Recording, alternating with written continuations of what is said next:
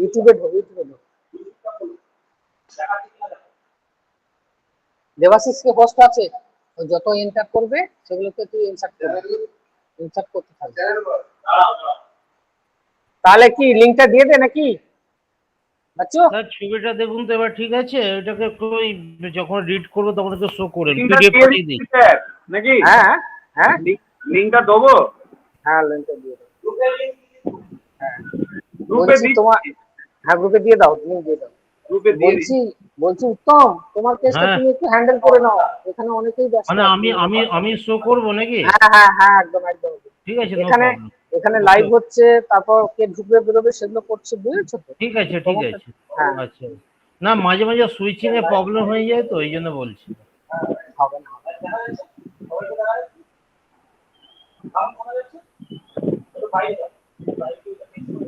বাইরে গিয়ে টেস্ট করে নিই ইউটিউবে সেরে। এই তাহলে এন্টার কর দেবশিস, অ্যাডমিট কর, অ্যাডমিট কর।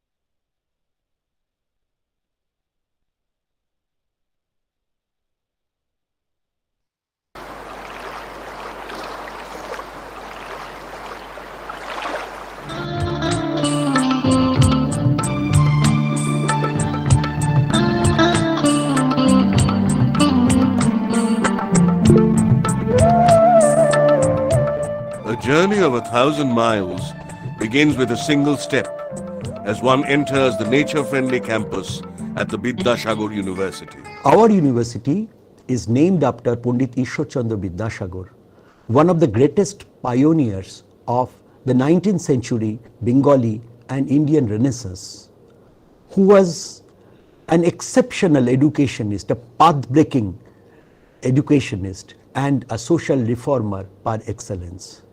Our university was formally established by a legislative act in 1981, although the real journey began in 1986 with a very handful departments and a few faculties. But within last 4 decades, we have grown into a mighty university with 30 academic departments, with over 170 academic faculties who are not only well known for their inspiring and innovative classroom teachings, but also very well known and recognized nationally and internationally for their cutting edge research. The classes in each department have their own speciality. They bring out a variety of disciplines. The interactive exchange of minds between the teachers and the students, the wise and the aspirants, helps to make a student a scholar. The university accommodates a variety of instructional approaches with a launch-on experience with state-of-the-art laboratories. The language laboratory, set up in 2009 by the Center for Advanced Communication, is equipped with a customized single computer-based interface to facilitate the development of communicative and interactive skills of the students.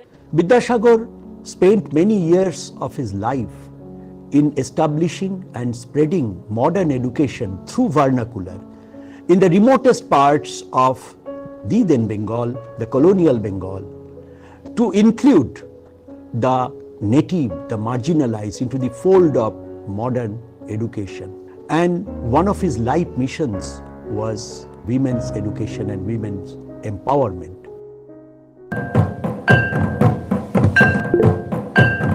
The university's Shautali language department helps the local Shautali tribe to know more about their glorious literature, history and culture. আমি নিজে একজন সাঁওতালি মেয়ে, সঙ্গে যদি আমি সাঁওতালি বিভাগটা রাখি তাহলে হয়তো আমি এর থেকে আরো অনেক কিছু শিখতে পারবো, আমাদের বিষয় থেকে আরো অনেক কিছু জানতে পারবো।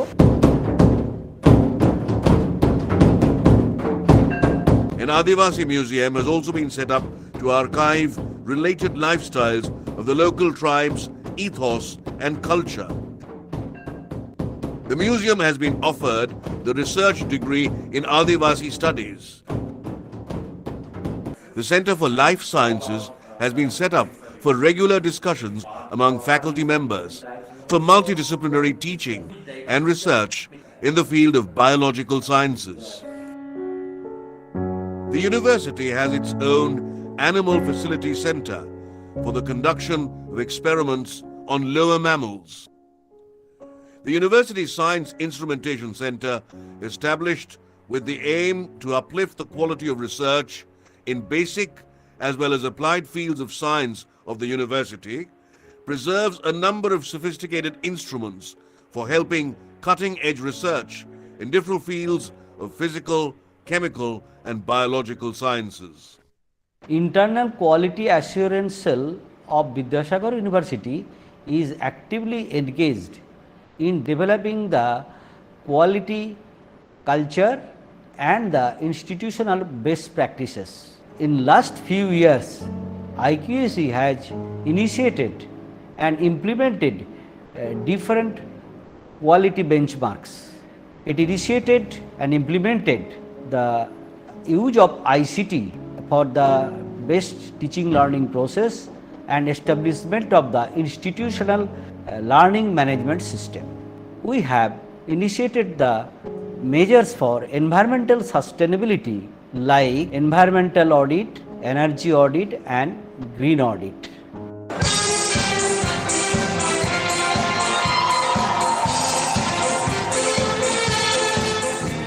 The main motto, the Gandhian Studies Center of Vidyasagar University, is to explore the noble thoughts and philosophical relevance of Mahatma Gandhi on his idea of truth and non-violence. To mark the historical eve of the 75th year of Indian independence, an oath has been taken by this generation of students to march ahead towards serving the nation. সার্বভৌমিকতা, ঐক্য ও সংহতিকে সমর্থন ও সংরক্ষণ করব। Harnessing the power to transform the lives, gender equity and status of women in the contemporary world through women empowerment is the main key for the setting up of the Women's Study Center at the university campus.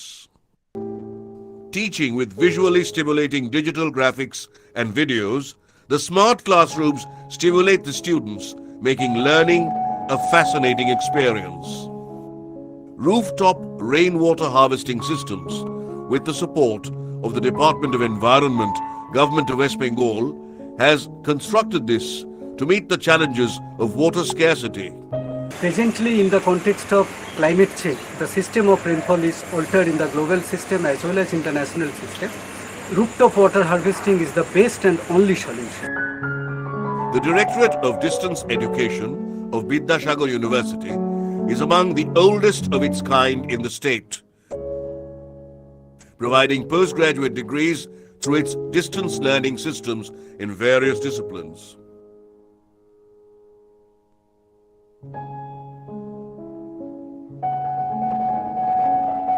The Anil Kumar Gayan Library has a digitally controlled system for vast documentation and has archival resources through its network services.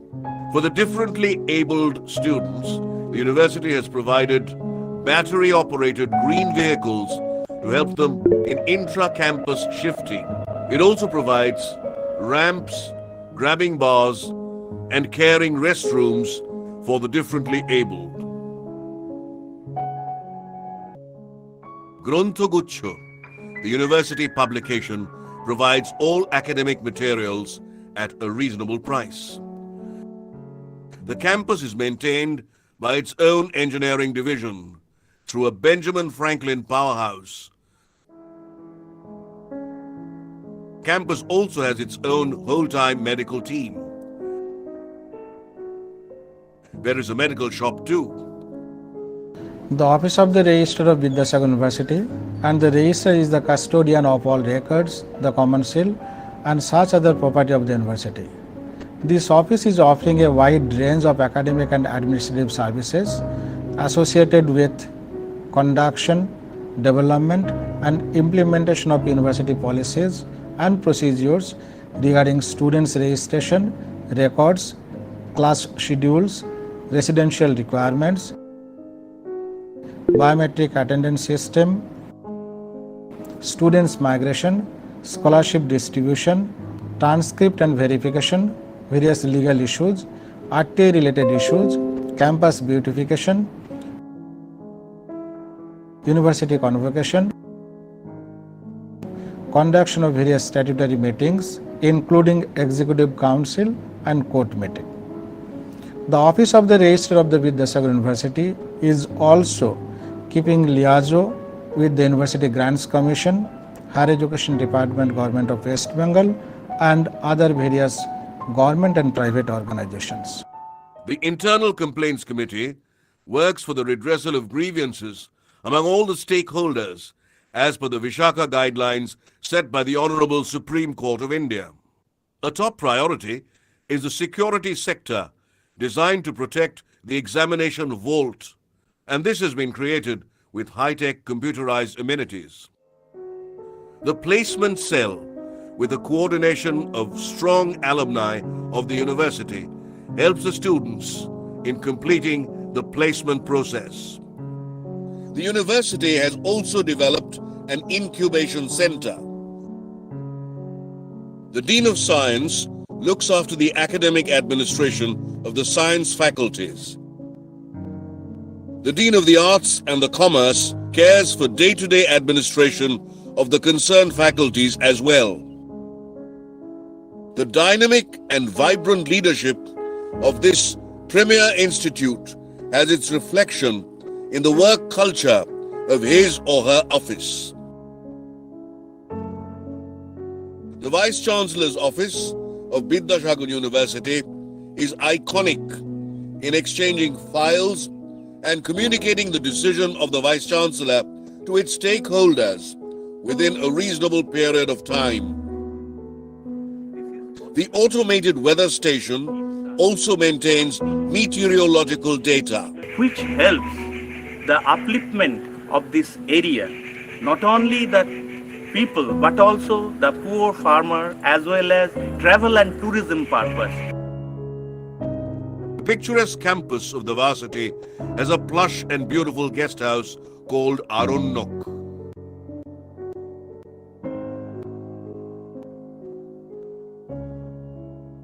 The Bonani Lounge here is a spacious hangout for academic meetings and study circles.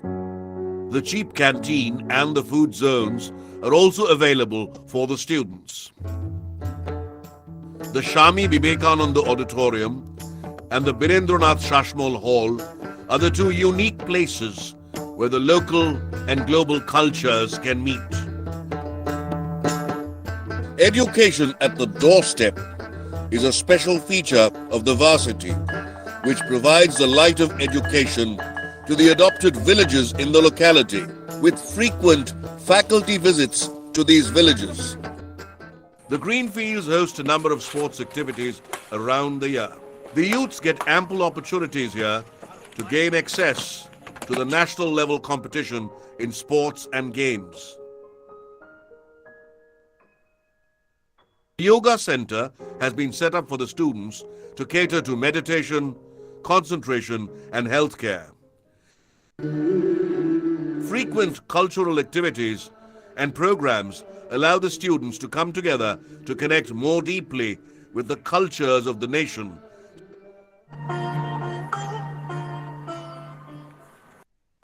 নমস্কার, শুনছেন 90.8 FM প্রচার তরঙ্গে বেতার বিদ্যাসাগর। আজ শুনবেন বুধবারের বিশেষ অনুষ্ঠান। আজকের প্রথম অধিবেশনে শুনবেন সুভাষিতাবলী, সঙ্গীত অনুষ্ঠান, সাক্ষাৎকার অনুষ্ঠান কথায় কথায় এবং বিকেল 5টায় প্রথম অধিবেশনের সমাপ্তি। আর এই সন্ধ্যাটাকে সুন্দর করতেই চলুন এবারে শুনে নিন একটা গান রইল শ্রোতা বন্ধুদের জন্য।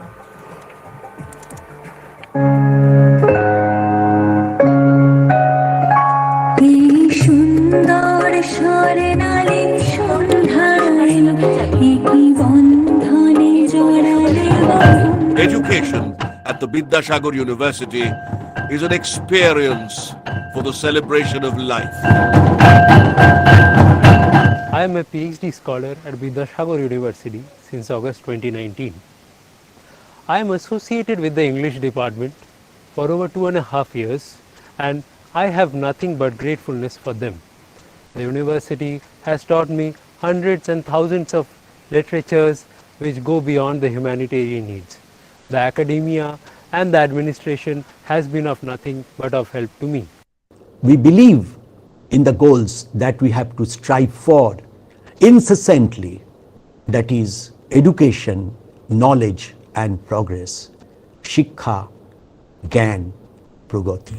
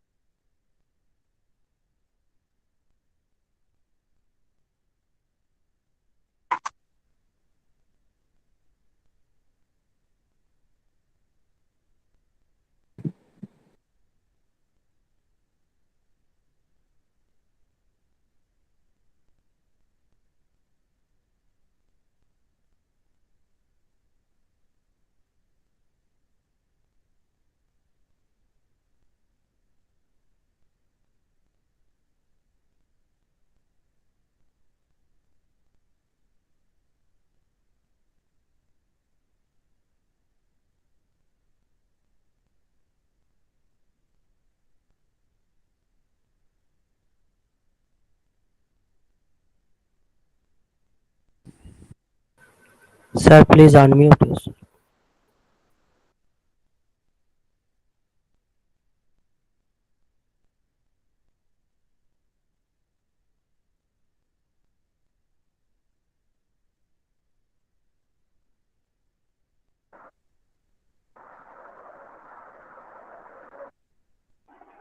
Sir, you are muted, sir.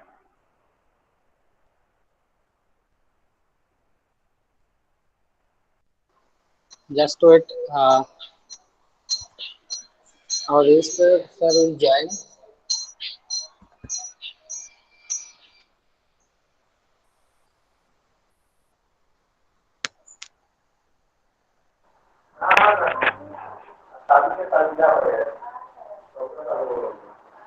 Dear participants, please stay with us few minutes.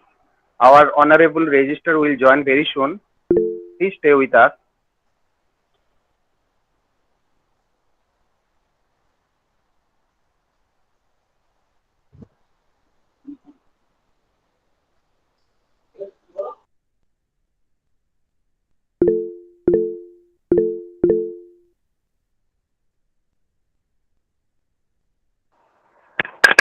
Good morning, everyone. We will be just starting as soon as our inaugurator, respected Dr. Jayanto Kishore Nandi, the Registrar of Vidyasagar University, will join. Please bear with us. Thank you.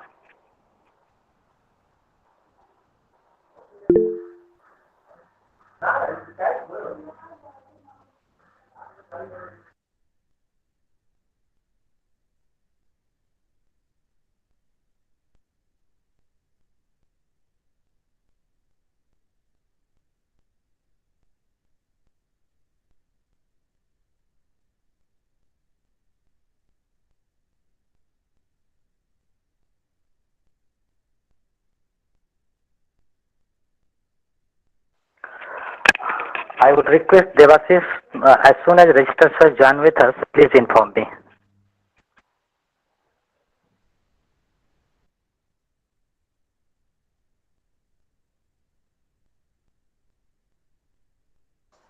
Yes. Good morning, sir. Give us.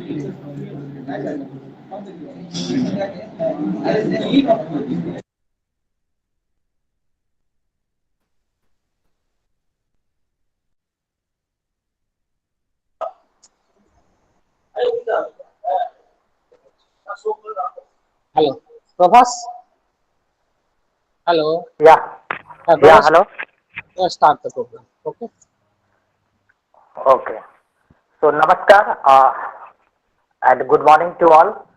On behalf of the Computer Science Department, it gives me an immense pleasure to welcome all the participants who have joined today both through Google Meet and YouTube Live. Within a few days of time, 1200 participants from different countries such as Bangladesh, Iran, Australia and others have registered for the webinar on machine learning and deep learning. This webinar is organized by the Department of Computer Science, Vidyasagar University, as a part of a year-long celebration of 75 years of Indian independence under Azadi Ka Amrit Mahotsav. We are very fortunate and honored to have with us respected Dr. Jayanto Kishore Nandi, the Registrar of Vidyasagar University, as the inaugurator of the webinar. We have also with us the two esteemed speakers. First, Dr. Nurujaman Faruqi from Daffodil International University, Bangladesh, who would be making a deliberation on the topic, a journey from ANA to deep neural network. And the other esteemed speaker is Dr. Vidut Kumar Patro from NIT Rourkela, India, whose topic of discussion would be recommender system. I welcome you all, sir. To start with the today's webinar, may I have the privilege to call Dr. Vishwapati Jana, Head of the Department of Computer Science, for delivering his welcome address. Sir, please. Thank you. Good morning, dear fellows and respected individuals who are presently attending this international webinar on machine learning and deep learning, organized by the Department of Computer Science, Vidyasagar University, West Bengal, India. At the very first, I would like to heartily welcome, on behalf of the Department of Computer Science, our Honorable Registrar Sir, Dr. Jayanto Kishore Nandi, who would be performed as the inaugurator of today's international webinar. We are extremely grateful to find our Honorable Registrar Sir among us, and that it has been possible for him to be present overcoming his busy schedules. Furthermore, I would like to welcome today's speaker, Dr. Vidyut Kumar Patro, NIT Rourkela, Odisha, and Dr. Nuruzzaman Faruqi, Daffodil International University, Bangladesh. A heartily welcome to even those who are able to attend this webinar, overcoming their busy schedules, all faculty members of different institutes, research scholars, under and postgraduate students, scientists, and industry professionals are also welcome. Last but not the least, today's event has rendered possible only with the help and support of our Honorable Vice Chancellor, Professor Shivaji Protim Basu. We would like to pay him our faithful thankfulness for the same. We are also gratified to find interest from the participants from the various parts of the India, almost all states of the India and abroad, including Bangladesh, Iran, Australia, which have made up a sum of 1,138 registered participants. The topic of this webinar is machine learning and deep learning. We have a two eminent speaker, Dr. Nuruzzaman Faruqi and Vidyut Kumar Patro will deliver the lecture about this topic. On brief, machine learning involves a lot of complex mathematics and coding that at the end of the day solves the same mechanical function that a flashlight or car or computer screen does. When we say something is capable of machine learning, it means it performs a function with the data given to it and gets progressively better over the time. And the deep learning model is designed to continually analyze the data with a logical structure similar to how a human would draw conclusion. To complete this analysis, deep learning application use a layered structure of algorithm called an artificial neural network. So the design of an artificial neural network is inspired by the biological network of the neurons in the human brain, leading to the learning system that's far from more capable than that of the standard machine learning models. With these few words, again I welcome you all on behalf of the department as well as the university for attending this international webinar and share your thoughts and expand your knowledge in this scientific area, machine learning and deep learning. Thank you. Thank you, Professor.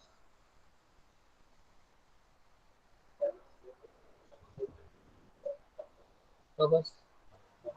Okay, so thank you, sir. Thank you, Dr. Vishwapati Jana, head of the Department of Computer Science. We are very much thankful that he gave me the preliminary idea on the webinar and the topic that will be discussed today. Now, I take the privilege to welcome our Honorable Register Sir, Dr. Jayanta Kishan Nandi, and will call him to give his inaugural address to the participants of the webinar. Sir, please.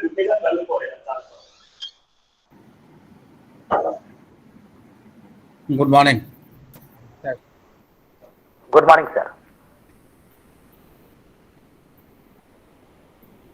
Professor Tapan Kumar De, Dean Acting Faculty of Arts and Commerce. Professor Satyajit Saha, Dean Acting Faculty of Science.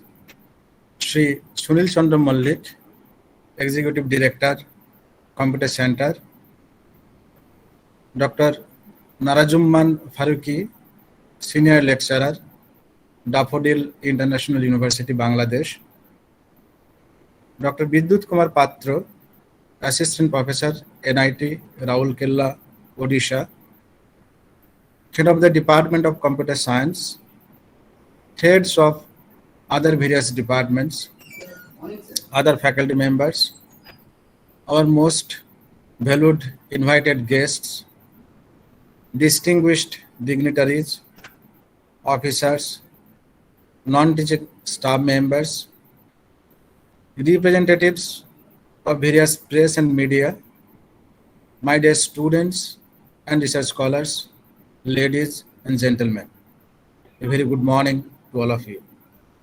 First of all, I congratulate the whole team of the webinar on machine learning and deep learning for conducting such program as a part of the 75 years of Indian independence. I am not an expert in the field of computer sciences, but as per my basic knowledge, machine learning is a subject and subset, an application of artificial intelligence that offers the ability to the system to learn and improve from experience without being programmed to that level. Machine learning uses data to train and find accurate results. Machine learning focuses on the development of a computer program that accesses the data and uses it to learn from themselves. And deep learning is a subset of machine learning where the artificial neural network, the recurrent neural network comes in relation.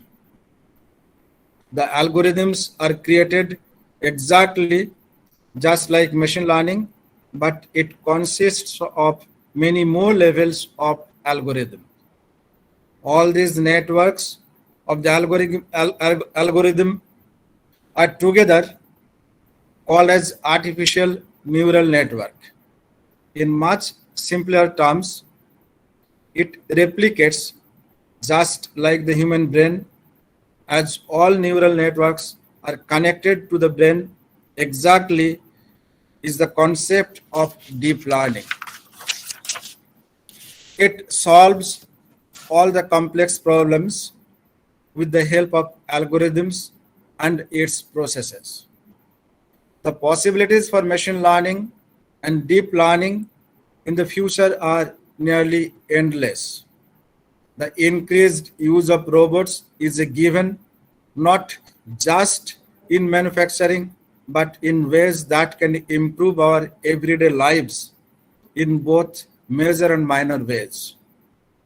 The healthcare industry also will likely change as deep learning helps doctors to do things like to predict or detect cancer earlier, which can save lives. On the financial front, machine learning and deep learning are poised to help companies and even individuals save money, invest more wisely, and allocate resources more efficiently. And these areas are only the beginning of future trends for machine learning and deep learning. Many areas that will be improved are still only a spark in developers' imaginations right now. Basic machine learning applications include predictive programs such as for forecasting prices in the stock market or where and when the next hurricane will hit. Email spam identifiers and programs that design evidence-based treatment plans for medical patients. In addition to the examples mentioned above of Netflix, music streaming services, and facial recognition, one highly publicized application of deep learning in self-driving cars, the programs use many layers of neural networks to do things like determine objects to avoid, recognize traffic lights, and know when to speed up or slow down. I will not extend my speech to feel you good further. I express my sincere thanks to all the distinguished dignitaries who have joined and also who will join further and will grace this occasion. I wish a grand success of this webinar. On behalf of the Honorable Vice Chancellor, Professor Shivaji Pratim Basu, I declare the webinar is opened. Thank you very much. Thank you, sir. Thank you very much. although sir is Thank you, not sir. from the directly from the field of computer science, but he actually gave a wonderful and lucid explanation on the basics of the machine learning and deep learning, which will generally will build up the progress of the webinar. Sir, thank you very much. So going further from this, now I will call upon one of our students, Devashree Das Adhikari, for Rabindra Sangeet. Devashree, please. Inaugural song. Am I audible? Yes.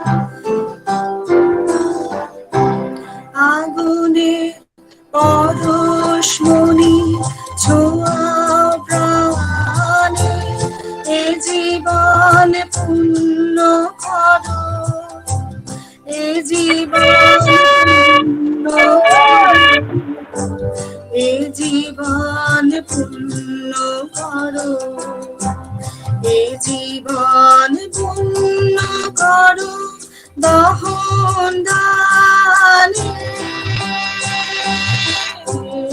আগুনে পরশমণি ছোঁয়া প্রাণে।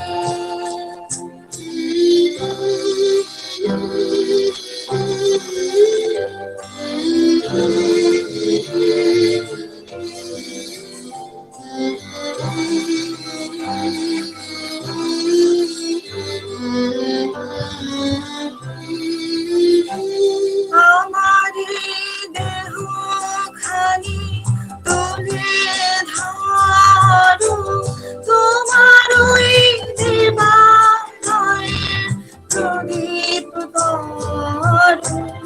আমার এই দেহ খানি তুলে ধরো, তোমার ওই দেবালয়ে প্রদীপ করো। নিশিদিন আলোক শিখা চলো গানে, নিশিদিন আলোক শিখা চলো গানে। আগুনে পরশমণি ছোঁয়াও প্রাণে।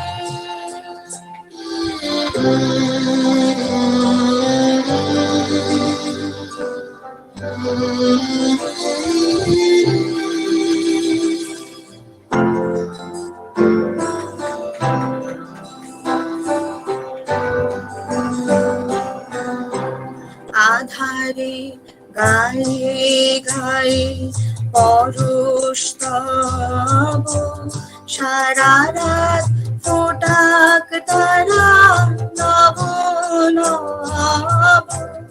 আধারে গায়ে গায়ে পরশ তব, সারা রাত ফোটাক তারা নব নব।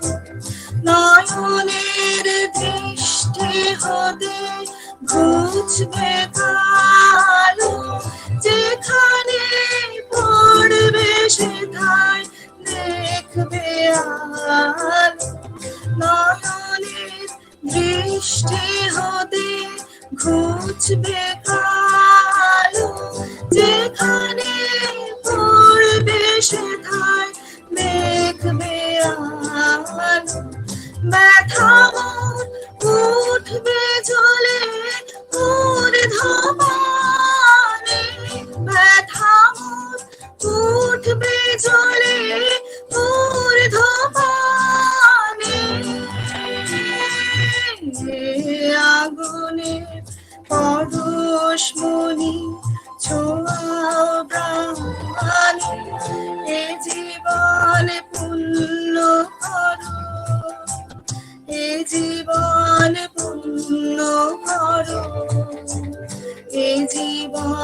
পূর্ণ করো, এ জীবন পূর্ণ করো দহন দানে, আগুনে পরশমণি ছোঁয়াও প্রাণে। নমস্কার। Thank you, Devasri. It was wonderful. On behalf of the department, we extend a great thank you for giving us such an inaugural song. Thank you very much. So, moving further, we will directly enter into our technical session. So, we are running actually just before schedule. So, it's good that we are running before the schedule. So, I think I will go directly with the first technical session, and our first speaker is Dr. Vidyasagar Patra from NIT Rourkela.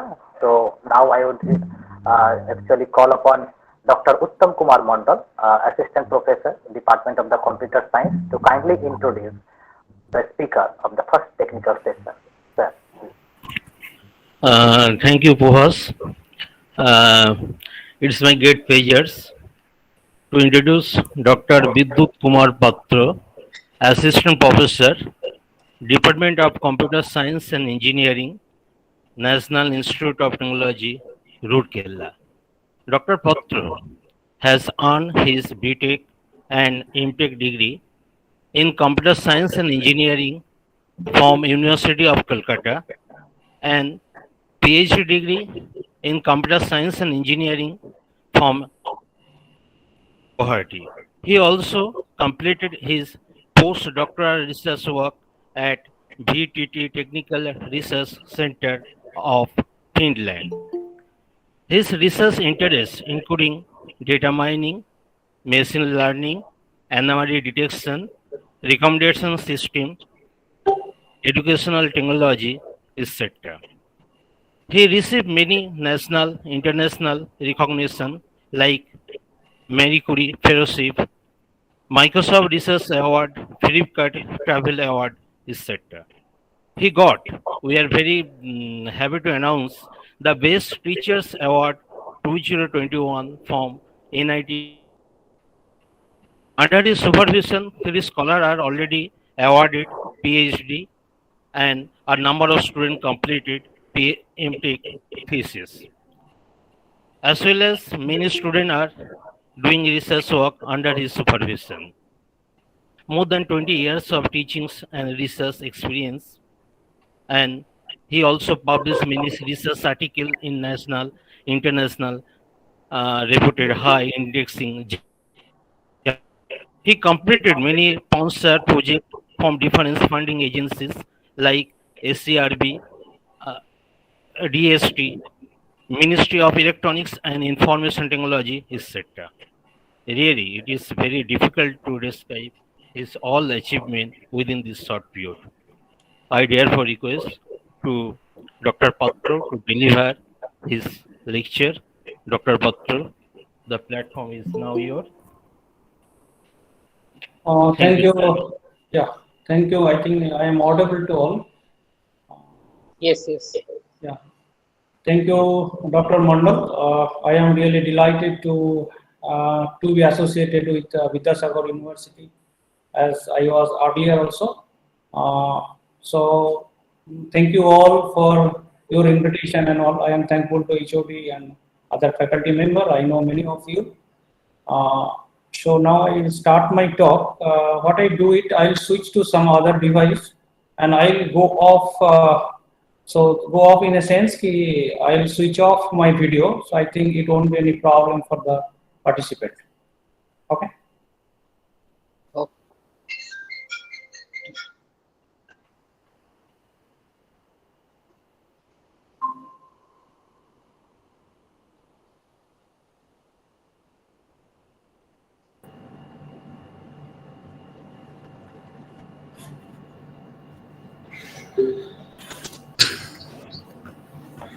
Hello.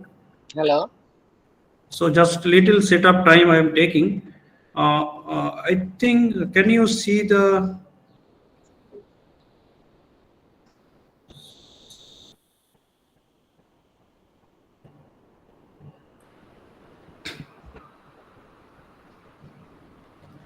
Can you see the screen that I shared? No, sir, we still can't see the screen. No, sir. It's now Yeah, it's visible. now. Yes, now be. Thank you all. Good morning to all. So I'll be talking about recommender system. So basically, I will give you the introduction to recommender system. And at the end, maybe if time permits, I'll be talking about the application of deep learning. But I think I'll be this thing I'll keep for the next speaker from my neighboring country. So that will be good. So I will start with the very basic of the recommender system. So outline of talk, I'll give you something called the what is information overload, and then different type of recommender system, and then what is the challenge in present day recommender system.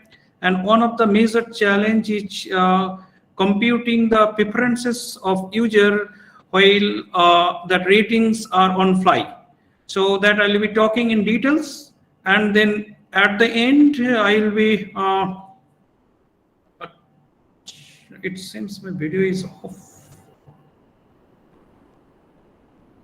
Is my video is off, right? No, sir, your video is on. Okay. Okay. So I wish to off it actually. So can the organizer switch off my video? It will be good. Sir, switching of video is not under the provision, sir. I mean, sir, we cannot, from the administrator part, we cannot switch off the video. Yes. Okay, I am keeping it.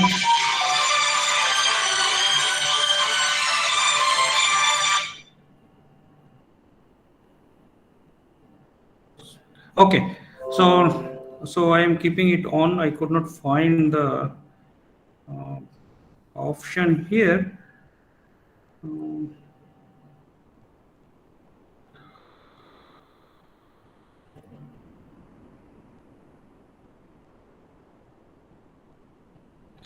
Okay, so sorry, I have to take this one. Hello. LA2 না first ফ্লোরে ground floor ওখানে লোকজন আছে ঠিক আছে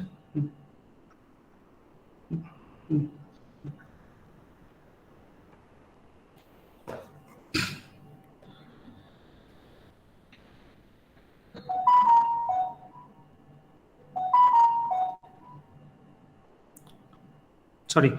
So here we'll be talking about first slide. As you can see on this slide, there will be a many pictures of headphones. As you can see, so my task is to choose a right headphone from the from a store.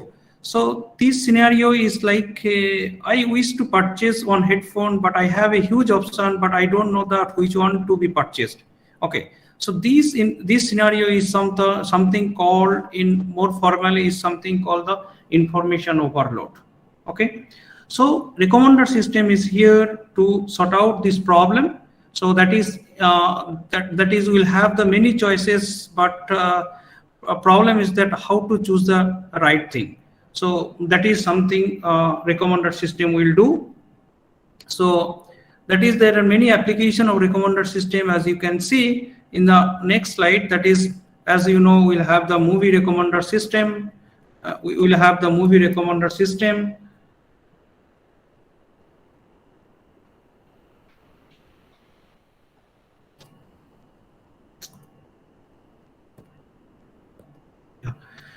So movie series, and then OTT platform, and so many others platform, as we can see, that e-learning courses, electronics products, and so on.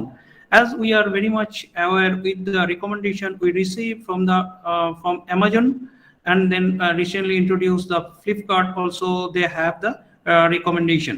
So here in the next slide, we'll be talking about different type of recommender system. As you can see, there are three major type of recommender system. One is content based, another is collaborative filtering, another is the hybrid recommender system. So I will spend a little more time on this slide to make our background very strong.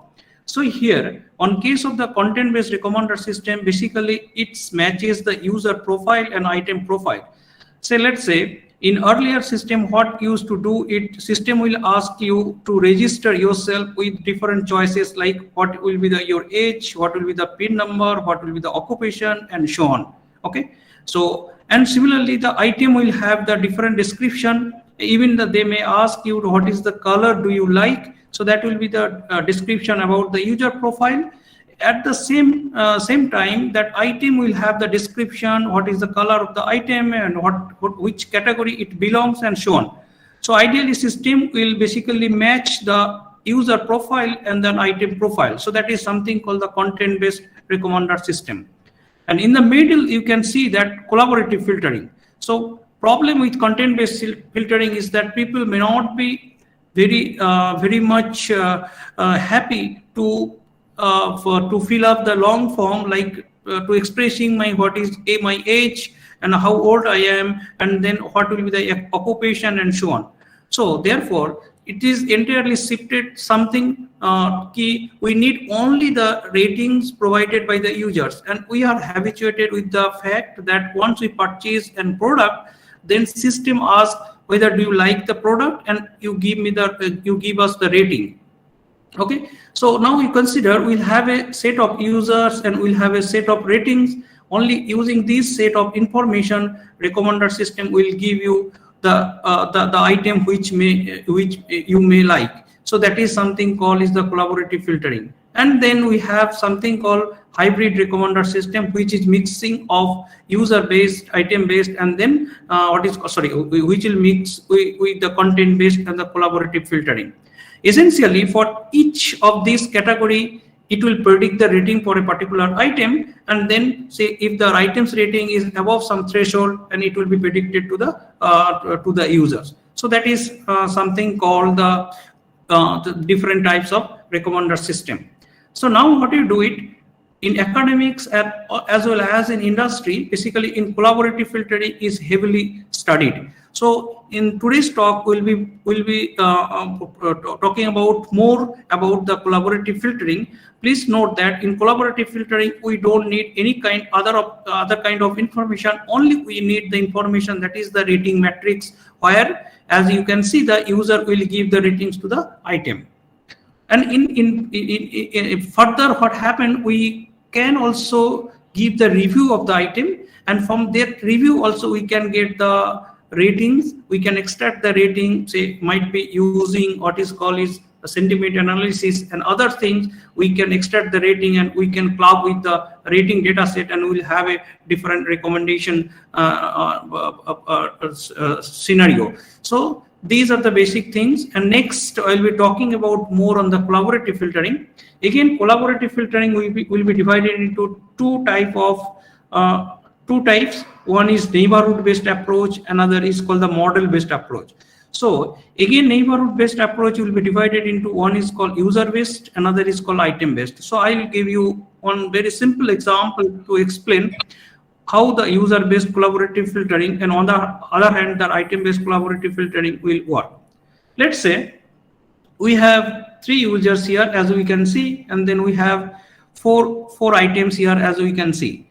And then there are some dark lines. So from this girl or lady, there are 4 lines, as we can see. So this dark line basically indicates that these set of items are consumed by this lady. So therefore, grapes and then strawberry and then orange and then watermelon are consumed by this lady. Similarly, what is the task? Task is that this guy has also consumed 2 dark lines, as you can see, the strawberry and then watermelon. So task of the recommender system is that whether this grape will be liked by this user or not, that we need to find out. So if you follow the user-based collaborative filtering, essentially what we'll do, we'll find the neighbors of these users. So neighbors, in a sense, I can be neighbors sitting at Raurkela with a person who is sitting in Bangladesh. So here is neighbors is nothing that it need not be location-wise neighbor. So if the like the preferences of myself and the preferences of some guy is similar, then we'll consider that he or she is the neighbor. So therefore, what do you do it? So I will see whether I will recommend these grapes to this guy or not. I will see who are the users who already consume this item. So as you can see, this lady has consumed this item and there is no other guy in this example. So basically, if there are any other guys also, what we'll do it, we'll compute the similarity between these users, and this user is called the active user for which I want to compute the recommendation. So this user is called the active users, and then I'll compute the similarity. And the similarity, after computation of the similarity, what I see is the user which has very close similarity value with the active users. So that preferences I will give more important to give the ratings on the grapes or not. So, and after getting this information, so there will be a formula that I will be describing in the next slide here. So, and then we can compute the ratings of that target item. So similarly, this is for user based, is just to look who are my friends. From their preferences, I'll give the, I'll compute the recommendation. Now you come to the what is called the item-based collaborative filtering. So in case of the item-based collaborative filtering, I'll compute the similarity between item to item, not user to user. So in this example, as what task remains same, whether this grapes will be recommended to this user or not. What I'll do it, I'll compute the similarity between the target item. So this item is called the target item. Okay, I'll compute the similarity between target item and already consumed by the same guy. So this guy has already consumed, so I'll compute the similarity between these two. If the similarity value is above some threshold value, then I'll consider, okay, this item could be recommended to this guy or not. So this is the basic background for the user-based and item-based collaborative filtering. So I'll describe little more details so that everyone will be on board to understand the thing here. So here is more concrete example. So let's say we have to follow the user-based collaborative filtering, and we have a matrix where, as I said earlier, that we have the users and we have the items and we have the ratings. So what is the first task? Task remains same. That is, I have to give the recommendation. So let's say active user. This U4 remain is the active users. Okay, and target item. So this is the target item. So let's say this is the target item. And what I have to do, I have to predict the value here. Okay, so what I do it, if I follow the user based, I will see who are the other user rated this item. So here in this example, U1 rated this item, U2 also rated this item, and then U3 also rated this item, and U5 also rated this item. Okay, so therefore find the similar users of the active user U4 who rated the target item I4, and in this example, as we can see, all the user rated the I4. Next, what is the task? I will compute the similarity between U4 with U3, and then I'll compute the similarity between U4 with U2. I'll compute the similarity between U4 with U1. Okay, and similarly we'll compute the similarity between U4 with U5. Okay, so after computing the similarity, okay, so I'll predict the rating of this point. So one simplest way to predict, I'll see if the similarity value is greater than 0 or greater than some threshold, let's say 0.5. So let's say in this example, all the users has similarity value is greater than 0.5. Okay, so next what I do it, I have to predict what should be the value at this point. So one simplest way, you just aggregate it. So this is 1 plus 3, 4, 4 plus 4, 8 plus 5, so 2, 3, 4. So 13 divided by 3, so 3.25. Okay, so this will be the rating. So now I predict the rating here. We have 3.25. Okay, so now what I do it, so either this value is above some threshold. Let's say if the threshold is 4, then obviously I cannot say that this item could be recommended to user U4. If the rating, say, threshold is say below some, say let's say above 3, then obviously I can recommend, okay, this I4 also he may like, okay. So this is something called user-based collaborative filtering. Now thing is that it is what happened is very often, so we are influenced by our close friend with compared to the some other friend who is not close to me.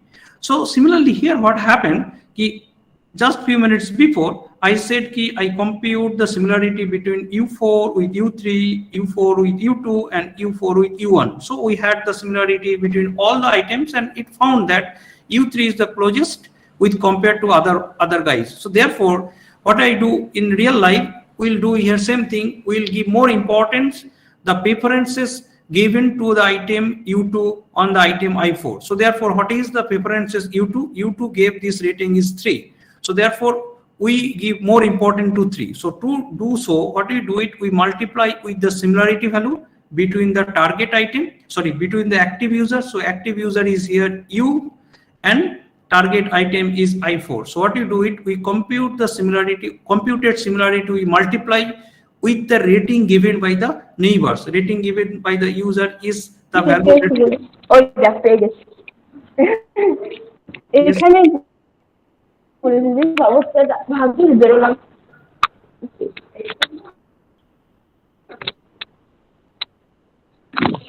Dear participants, please mute yourself. So I think you can stop me at any point of time. So if you have any queries, okay. So here, so as I said, we have rating RVU rating given by these users. So essentially what we are doing it to give more important to the close friend. So we multiply with the similarity value with the preference. Let's say this part is not there, that is RU. RU is nothing but the say similarity value and then multiply with the rating given by the user U1. Now as you can see in this equation, there is something called subtracted from the mean. So very often we encounter this problem, like some teachers are very lenient and some teachers are very strict. But how do you know that a teacher is very strict or a teacher is very lenient? So it is very simple. If you compute the average marks of the students, so you will see if the teacher is very strict, average marks is, let's say, between 60 to 70. If the teacher is very lenient, say average marks will go to 80 to 90. Okay. So to catch that essence, what is done is whatever the rating is given, that should be and then mean of the user's rating is subtracted. So let's say there will be one user who always give the good rating for across any item. Okay. Similarly, some user maybe he always think is this might not be the good item, I will get the much better item in future. So therefore mean will be different, and mean will tell you that whether this user is like very strict or this user is lenient or so on. So to catch that part, actually this is not only the what is called is mean, not only the rating, mean is also considered. Okay, so this is I am talking about the user-based collaborative filtering. Now I will talk in the next slide, that is the item-based collaborative filtering. Okay, see, task remains same. What is the task? Task is U4 is the active users and target is I4. And what is the task? I have to say what could be the rating that active user in future may give. Okay, so therefore we have to predict this value. Okay, so in earlier case we are computing similarity between U4 with the other users, but here what you do it, we'll compute the target item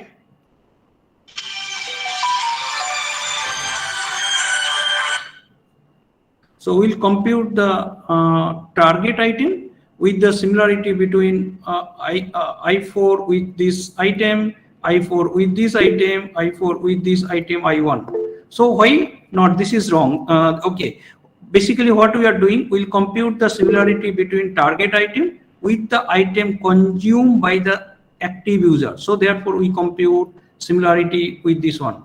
Now let's say On simplest example, what could be the rating by these users? As I say, some user is very strict, so therefore it is very likely that he will maintain the mean of the marks. Okay, so or similarly, what you do, what simply you can do, you can add this 4 plus 4 plus 5, so 13 divided by 3, so this will be 4.25. okay, so sorry, 4.33 something. Okay, so this will be the rating at this point, so 4.33 if you simply consider the average of the already consumed item. But what is done, as I said, if the item is very close to some item, let's say I1 is very close to I4, so that rating should be given more preferences compared to other items. So therefore this is 4. So what we do it, we multiply that similarity value in the same style as we said in earlier, we'll multiply it with this rating value. Okay, and then we have to normalize the value between 1 to 5, so therefore we do here. Okay, so that is that way we predict the rating. So here we see 4.33, earlier case we see 3.25. okay, so it may happen that I apply some algorithm, we get the rating different, and then I apply other algorithm, we may get the rating different. So based on the situation, we have to choose that which one is giving best results. We should choose that one. Okay, so that is background is ready to understand that what is item based and user based collaborative filtering. Now very oftenly, just in previous 2 slides, I told many times that we need to compute similarity between a pair of users or between a pair of items. Okay, so how to compute the similarity? So for computing the similarity between a pair of user, very oftenly we use something called the Pearson correlation. Okay, so Pearson correlation is something, we know the formula here, but I don't want to go in details. So simply you can understand that how to compute the Pearson correlation. Okay, and then there is something called Jaccard, and there is something called adjusted cosine. So this was, see, Jaccard was introduced in 1989 and so on, but this was introduced very recently, that is 2002. So in adjusted cosine is very quite similar to the cosine similarity measure, only difference that here we have taken care of the mean of the rating. As I said just few minutes before, that mean of user preferences play an important role while deciding the not only the similarity, even while computing the while predicting the rating. Okay, so we assume that we know this part. Okay, and then we can move next. As I said just a few minutes before, that collaborative filtering will be divided into 2 parts. One is the model based approach. Another one is neighborhood based approach. Another is the model based approach. So one model based approach, it was introduced in 2005. So, and this paper was appeared in, there is a conference, it's called what is called SIAM Data Mining Conference 2005. This paper was appeared. So idea is very simple. Okay, what is the idea? So we have the 2 items, that is item I and then item J. Okay, and user A has rated the item I with the value 1, and user A has rated the item J with the value 1.5. And user B has rated the item 2, and we have to say what should be the value here. So what they said, they assume that user while giving the rating, so they will maintain the difference between the one item to another item. So what is the difference between 1 and 1.5? So this is 0.5. Now they assume that when the user predict this rating, so this will be also maintain the same difference. So this will be added with 2 plus 0.5. So this is 2. So that is the rating value, and what was the difference in other users rating. Okay, so user rating is 1.5 minus 1. So therefore this value will be 2.5. So this is so easy idea. Okay, so simple idea. Now this is for a users. Now a pair of item, there will be multiple users. Okay, so there will be thousands of users who rated both the items. So therefore, we'll compute the deviation between a pair of items. So that is something called deviation ij.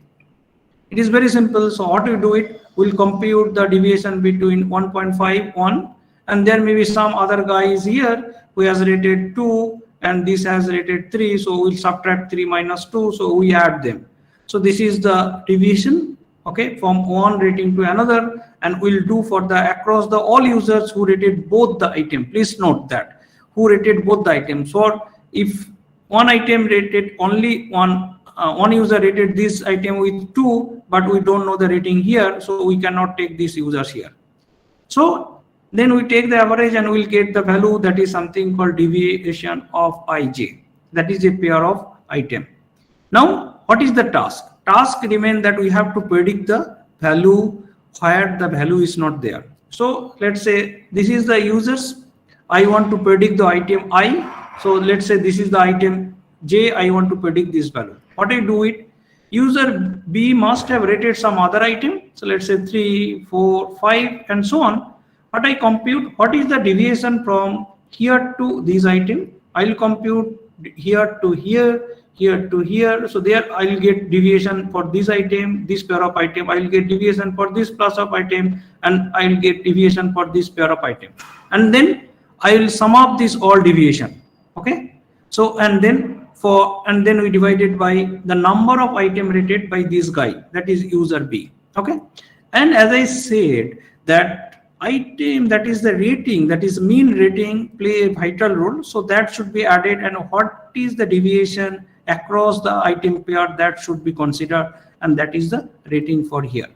So I think in the next slide we can have much more clear idea here. So let's say we have the active users. So this is active users and this is target item. Okay, so task remains same. We have to predict the value here. Okay, so only the method is different. What I do it, I'll compute the deviation between I4 with I3. So what will be the deviation? So 1 minus 4, so this will be minus 3. So 4 minus 4, this will be 0 divided by 2. So this will be minus 1.5. Now I'll compute the deviation from here to here because this item is rated. So the deviation is like 3 minus 3. So this will be 0. And then 4 minus 2. So this will be 2. And then here also, right? So 5, 4. So this will be plus 1 divided by 2. So this will be 1.5. So now what will be the rating here? So rating will be average of these three ratings. So 4 plus 4, 8, 8 plus 5. So 13 divided by 3 plus, what is the deviation? So deviation, earlier it was minus 1.5. Then deviation was, I think here it was 0 and it was here plus 1.5. So deviation was 0. So then rating will be here 4.33. So here it will be, deviation will be 4.33. Okay, so that is something called the, what is called is slope one predictor. Okay, so now what happened, there are different variation of this slope one predictor. So one variation is like while computing while using this formula, we did not use the total number of user rated while computing the deviation. So that could be incorporated, and there are different variation of this slope one predictor. So most prominent effect of prominent category or prominent algorithm or model based approach is something called metric factorization. So which is not covered in today's class. Okay, sorry, today's talk. Okay.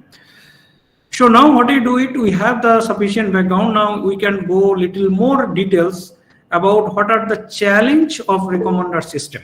Okay. So challenge one, big challenging long tail item recommendation. So what is long tail item recommendation? So what happened in general? So you have a, so let's say in Amazon we have a huge database. Okay.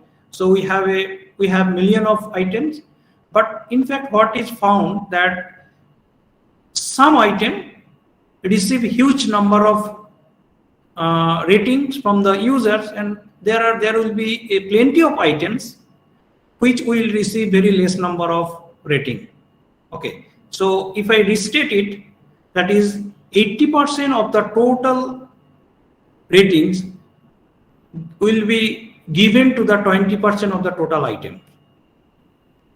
So therefore, actually 80% item will receive very less number of ratings. Okay, so that 80% items, and there will be very few items that there will be a significant number of items which receive very less number of rating. So this item is called the actually long tail item, and present day recommender system, whatever we are studying, apart from the last 3-4 years developed algorithm, all algorithms are very much focused on the popular item. That means popular item means, let's say, Titanic movie. So they may not be, so no one need to tell me that Titanic movie is good or bad. So I know this type of movie, because problem is that these item has been rated by the many users, and present day recommender system basically they rates those items which have been rated by the which have been rated by the many users. Okay, so therefore what happened, that item which receive very less number of ratings are not getting recommended to users. So therefore that item will be there in the system, but no one is purchasing those items, because people are more often depend on the recommender system.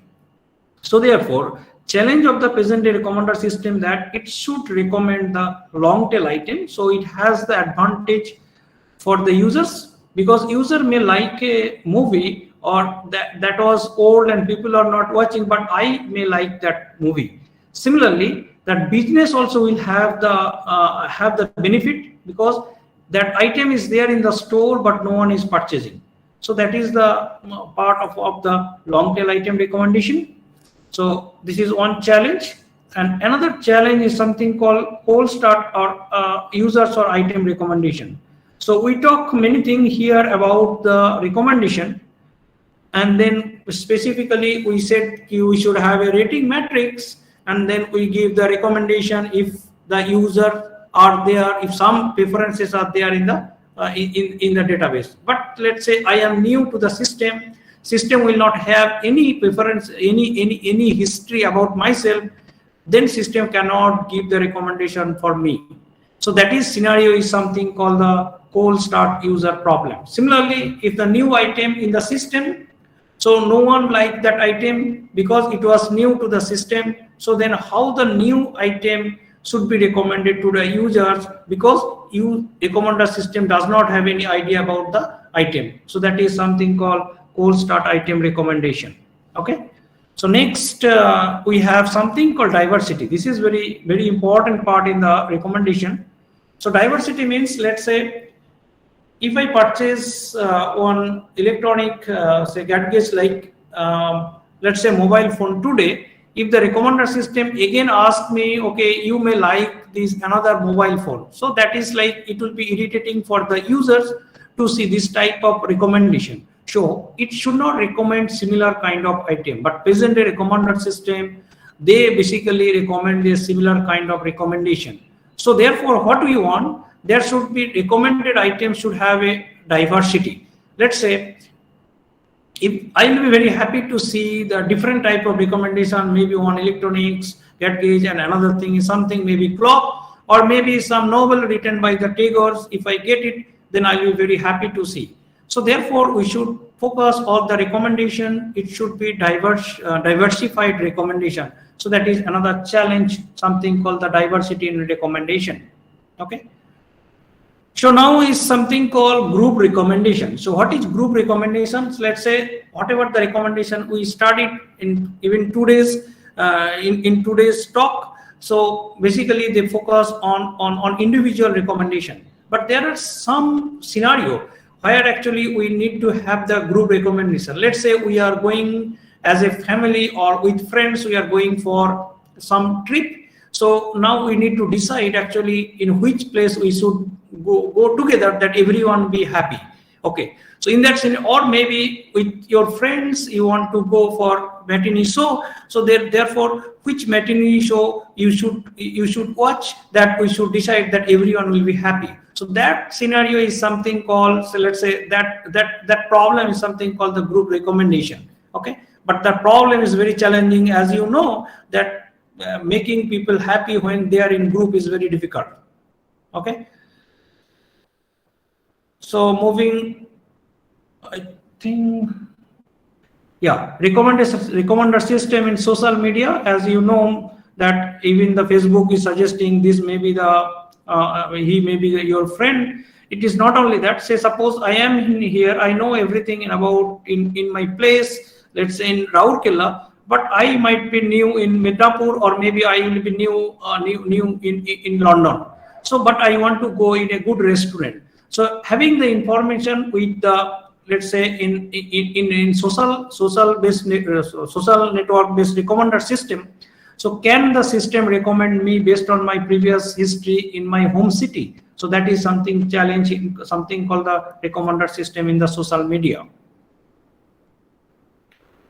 So then now another challenge is something called session based recommender system. So in earlier talk, I said ki we should have a history for each users, like user should rate some item, then only system can recommend. But it is not necessary. There is something called, is like, it is very quite similar as the window shopping we do. Say I don't want to register with the system, even with my login ID, nothing I don't want to, I want to use for purchasing a product. So what I can do, I will go simply to Amazon site, and then I will keep on searching, and then I will purchase this system. So this is something called, it is very challenging in a sense that system does not have any information about me, because no preference is stored. So only the information to the system is like in a particular session, what are the things I am looking for. So based on that, system should recommend me, and then that recommendation should convert to the, say, let's say in transaction. Otherwise, there is no meaning. So therefore, that something is called the session-based recommender system. And people started working in session-based recommender system, deep learning heavily from 2016. Okay, and then last one is called the streaming recommender system. So streaming recommender system is something like, let's say whatever I said earlier, that is we should have, users should have the rating history and so on. So in streaming recommender system also we have the streaming, what is called is we need the system need the history. But along with that, if I purchase some product now, but immediately that does not reflect into my preferences. In other way, what I say is whatever the recommender system provide the recommendation that is based on my history, and whichever is earlier I did or all other user did. Let's say yesterday actually system computed the all similarity and so on, based on only they are recommending me. Not that today so many people purchase and they gave the recommendation, or they gave the ratings, or they gave the what is called is like rating to the different items, so they don't consider. So in simplified version, what I can say, recommender system, whatever they do, actually those information are bit old, but not too old. So maybe they computed last whatever all similarity value yesterday evening, but whatever recommendation we are getting now based on that yesterday's computation. But what do you want is today there will be many people already rated on different items. So that should be also encountered, or that should be also considered, and then they give the fresh recommendation. Because there may be case, if you don't go for yesterday, if it may be 15 days before, then maybe my taste might be changed. So recommender system should be equipped with on-fly ratings. So that is something called streaming recommender system. So now I will be talking about much more details about the streaming recommender system. But idea is remain simple, that we only need to know that addition, subtraction, and mean. That's all. Okay. So here is the introduction. Traditional collaborative filtering, though efficient, they are not equipped to process the new rating in the real time. So I give rating, then system should process it. That is not going to happen for traditional collaborative filtering. So as one example, so if it is not yesterday, let's say 15 days before recommender system compute something, so that may be change over time, and user preference change over time. 2 years before you would have like a kind of movie, but 2 days you don't like that similar kind of movie. Okay, so feasible solution is that we should incrementally update the preferences of the users while arriving of the new rating. Okay, so that is the solution. So yeah, so I'll be talking about one work. So that was introduced in 2011. So idea is very simple. So but this simple idea is like equivalent to the state of the art method. So here results of this approach is at par with the state of the art recommendation technique. Okay, so here I'll be talking about this idea little more, and then I'll show you how this idea could be converted into could be useful in the streaming scenario. Okay, so now same thing, that is user item matrix is shown in different way. So these users has rated the item I1, I2, and he has rated the rating with 4 and 5. What do we compute? We compute the user mean. So what will be the user mean? That is 4.5. So that is we computed user mean. And what is the item mean of I1? Item mean, so here is 4, 3, that is 7 and 5. Okay, so 12 divided by 3, so it should be, item mean should be 4. Okay, so then for each user we can compute the item mean and user mean. Okay, for this method what we do it, we compute the user mean and item mean, that's all. Along with that they computed another two things. Okay, so that is something called user tendency and item tendency. How to compute that is also very easy, that I'll show you in the next slide here. So what is the definition of user tendency? So user tendency is like whether user always give good rating, good in a sense that whatever the other user giving, it is more than the other user's rating or it is lesser than the other user rating. So how do you catch the other user rating? Simply you compute the mean of the other user rating and you see, oh, my rating is more than the other user rating or not. If it is that, so we'll say is my tendency for that particular item is positive. So that is we computed here. What do we compute it? Let's say we compute the user tendency, let's say user U1. What I do it, what is the rating I gave on the item I1? So rating I gave 4.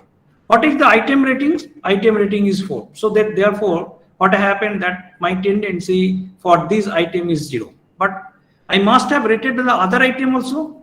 So then this user has rated item I2, I will go, what is the rating I have given? What rating I have given? That is 5. So that is, I will write that is 5 minus, what is the item rating? Item rating is 4. Item rating is 4. This is item 2. Okay, so item 2 rating is 4. Item mean, okay, so 4.5. So this is 4.5. So therefore earlier it was 0. This is this one. Then if this user has rated any other item, no. So therefore, so item tendency will be, so 0.5 divided by 2, so 0.5 divided by 2, so 0.25. So that will be the user tendency for user U1. Okay. Similarly, what I do it, I'll compute the item tendency again. Item tendency is like that item, what rating the one item is getting, whether that is above the user average or not. So here, so let's say item I1 here. So what rating he has received? So it should be received from the users. So item 1 rating received by U1, then U2, then U4. Okay. So therefore what you do it, you compute the rating by U1. So U1 is like 4. And what is the rating of the users? So user rating was 4.5. So 4.5. Okay, plus. So for U2, you see U2 is rating is 3. And what is the rating of average of U2? So average of U2 is 3. So it is again 0. So similarly U4 you can compute here. What is the rating is 5. And what is the user U4 average? User average is 5. So that is also 0. Okay. So therefore it will be 0.5 for the item tendency. So in summary, okay, what we computed here, we computed user means, that is very simple. We computed item mean, that is also very simple. Then we computed user tendency, and then we computed again the item tendency. So we computed 4 values only. And once we computed the 4 values, then we can predict the rating of the any unrated item. So that is, we go next. So predicting the rating for any item, what we do it, we'll see items tendency if it is positive. So user tendency, if it is positive, item tendency is also positive. Then for predicting will be maximum of these 2 factor. What is this 2 factor? Users average rating, that we know. Item tendency value we know. Item average rating and users average user tendency. Similarly, if it is negative and then negative, we have similar formula where it should be minus and this minus. And if one is positive, another is negative, we have a set of rules that I don't want to discuss. Okay. So in summary, this algorithm is so simple, but this could not be used in streaming scenario. So now what do you do it? This is our proposal that will make this algorithm in streaming scenario. Okay, that is we go. Okay. So here, what is the problem in item tendency? Item tendency is, this is a formula as I described just before slide. But what is the drawback of this item tendency? So we argue that item tendency value cannot be same for the all users. I may like one item more than other guys, or other guys may dislike the item which I liked. Okay. So therefore, we argue that item tendency should be attached with the user preferences. It cannot be same for across the user. So that is our argument here. Here drawbacks is item tendency remain unchanged across the users, that leading to non-personalized recommendation. So the recommendation is not personalized. So let me give you an example here. If someone asks me, can you tell me the few books or what are the subject essentially one third year BTech computer science student should emphasize? So I'll tell you the subject names, let's say operating system, or say, let's say algorithm and so on. So when I give this kind of suggestion, this suggestion is applicable for across the users.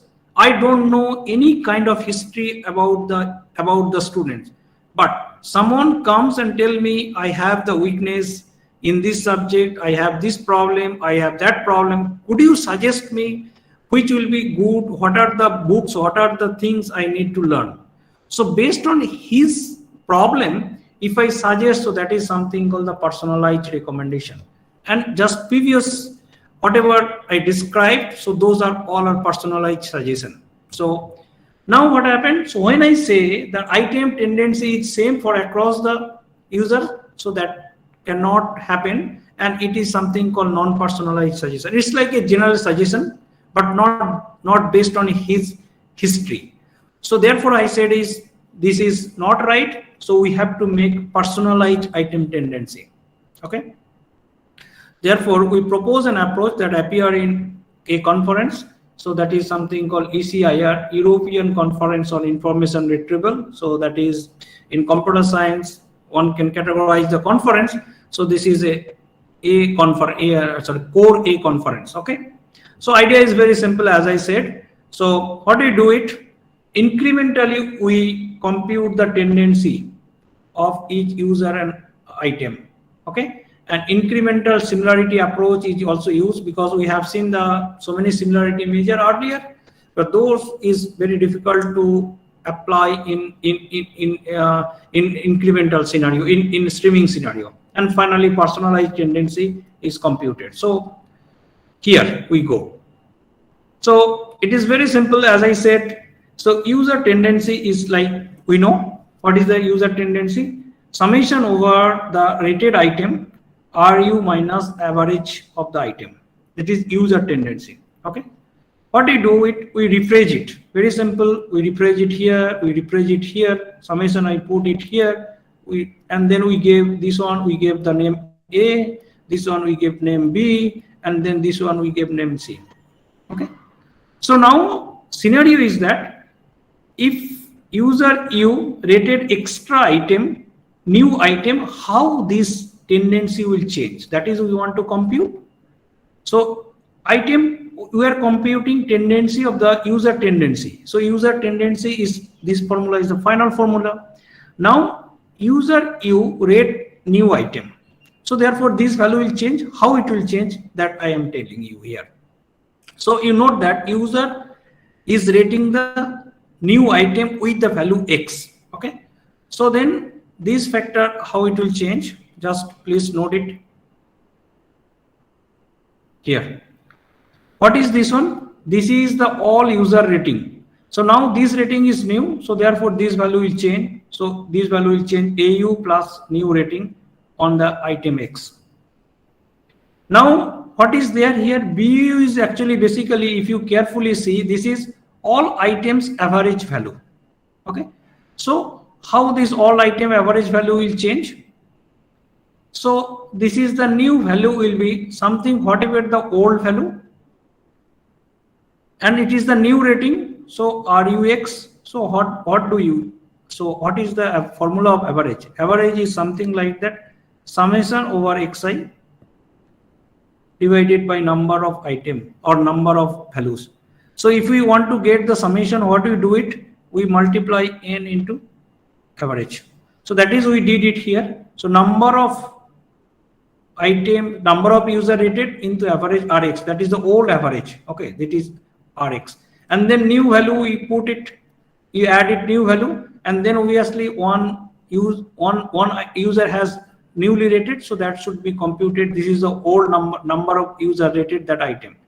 So therefore this will be the new value, but we have to subtract the, we have to add this value, because this item, this value was not there earlier within this sum.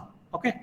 So therefore whatever the old value, we simply compute this new mean.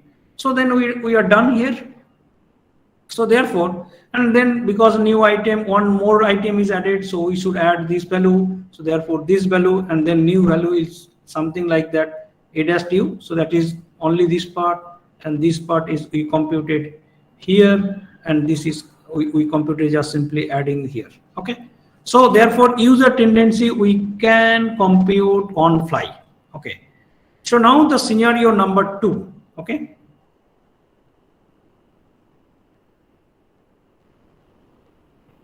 So what we are doing, we are computing the user tendency. Okay. So user tendency formula remains same. What we do is scenario. First scenario, what we have seen, that new item the user has rated. Now what may happen, that other user rated the already rated item. It means that these users, he has rated item here, he has rated here, that is coming here. Now what will happen? So some other user will newly rate the item X, which was previously rated by user U. So that rating is already computed here. So there will not be any change of AU, but there will be change of BU. Why? Because BU is the item's average. So therefore new guy has rated that item. So therefore this rating, this value will change. So now only will change this part, not this part. Please note that, because this is the new user who rated an item that is already rated by the user U. So therefore there won't be change of AU. Okay. So here we go. So this is the scenario, only we change this part. Okay. So what you do it, new, we computed the, what is that? We computed the new average of the item X, between simple whatever the earlier value, and this is the new value, and then you divide it by this one. So then you will get the new average. But what happened, within BY we have the old average. So therefore old average we discard it, and then we simply add the new average. So therefore we will get the new value here. So new value here. So that is done. So only this one. Okay. And total number of rating is not also going to, total number of item is not going to change, because it is the some other guys has rated. So there won't be any change. Okay. So that is, we said here. But what will change ki number of this value, that new other items, total number of user rated that item, that will change. Okay. So now what you do it, we compute a similarity measures. Okay. That similarity measure is something like that. It is very close to Jacquard similarity measure. So Jacquard, that similarity measures, that slide we had, that Jacquard similarity measures. So as you say that, as you can see, that is the union, and on the top you can see in the numerator you can have the value, which is actually number of item rated, number of item like both the users, and number of items rated both the dislike both the user. So, and then we can simply write from here to this part. So this part is nothing but the cardinality of UI. This is the cardinality of the set IV, and then intersection of this part. So, and this could be modified on fly. Okay. So similarly, we can compute here. Okay. Now, what is that? Earlier I said is the item tendency was not personalized. So we need to make it personalized. In a sense, key, what I do it, so I will only look for the for those ratings which are similar to which are neighbors of myself. So therefore, instead of in this earlier formula, we put this part here. Okay. So now we claim that this is personalized because we are not taking the all users. I am taking only the users who are similar to the active users. Okay. So that is the personalized tendency. Similarly, we compute the personalized item mean. We won't compute the mean of the item for the all users. We compute only the rating received from the neighbors. Okay. So, and then we come up with a similar kind of, if it is positive, both are positive, then we predict based on the ratings, and if it is negative, and then similar style we followed. Okay. I think I am very close to the last part. So only just I will tell you the session based. Already I said that important of the session based recommender system. So let me tell you that more what is called is formally. So long-term user models are often not available for a large fraction of the users. User could be a first time on the platform. Okay, that means cold start user. So I am the first in the system, and I am searching that what to purchase. During that time, you have to recommend. So that is what the session-based system relies solely on the user action in an ongoing session, not the previous history. Okay. So here is some example. Why do you need the session-based recommender system? For the common e-commerce company, more than half, that is 57.06 to be specific, of the all session are non-logged users. So they don't want to use the Amazon login password, only they see and then they want to purchase. So no past interaction of the users are known, and most sessions are window shopping. So where users are only looking for the product availability, price, and the information. So among this, only 2.53% actually convert to the transaction. As you can see, this is very challenge to make the customer happy out of the recommendation. Okay. So more formally, what is that problem statement for the session-based recommender system? Is like predict what a user would like to the next when her current session is given. That means it's given that he has searched this item, and X minus N item, and XN item. So what do you have to do? You have to tell what could be the next item he or she can search. Okay. So build a model which produce a ranking list of the item. Next item, what could be the next item? What and which item he may click. So you have to say, let's say 10 items, and out of 10 items he may click. So that is the problem of the session-based recommender system. Okay.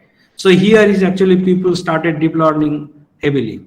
So I am end of my talk. Before completing my talk, I'll be happy to share actually what we do at NIT Rourkela.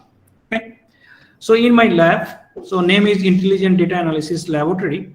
So students are working in different area. So one is working on cognitive aware e-learning system. So other guy is working on anomaly or outlier detection, and there are some guys are working on trajectory mining and so on. So obviously recommender system in general. So I'll be talking about these 2-3 things little with few slides. Okay. So we have a sponsored project. So basically what we do it, we'll develop a recommender system for the flipped learning scenario. So I'll tell you what is flipped learning here. I think many students, you know that what is flipped learning. It is like class, flipping the class. So what we do in traditional classroom, teacher is there and then students are listening what is the topic that's in the maybe in networks or say let's say machine learning topic, how the decision tree works and so on. And students are giving some homework, student will come and he will solve the problem. So it is flipped in a classroom. What is done is, so this part that is taking lessons should be done this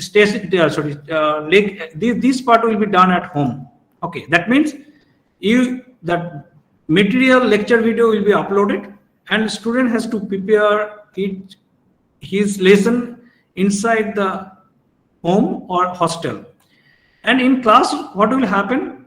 Teacher will give you the problem and you need to solve the problem, or you need to discuss with your fellow friends. So what is the problem and how to solve the problem?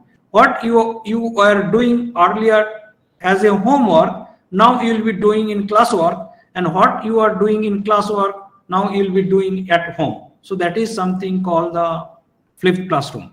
But problem what we found, while student watching the lecture, there is no one to see whether he is understanding the concept or not.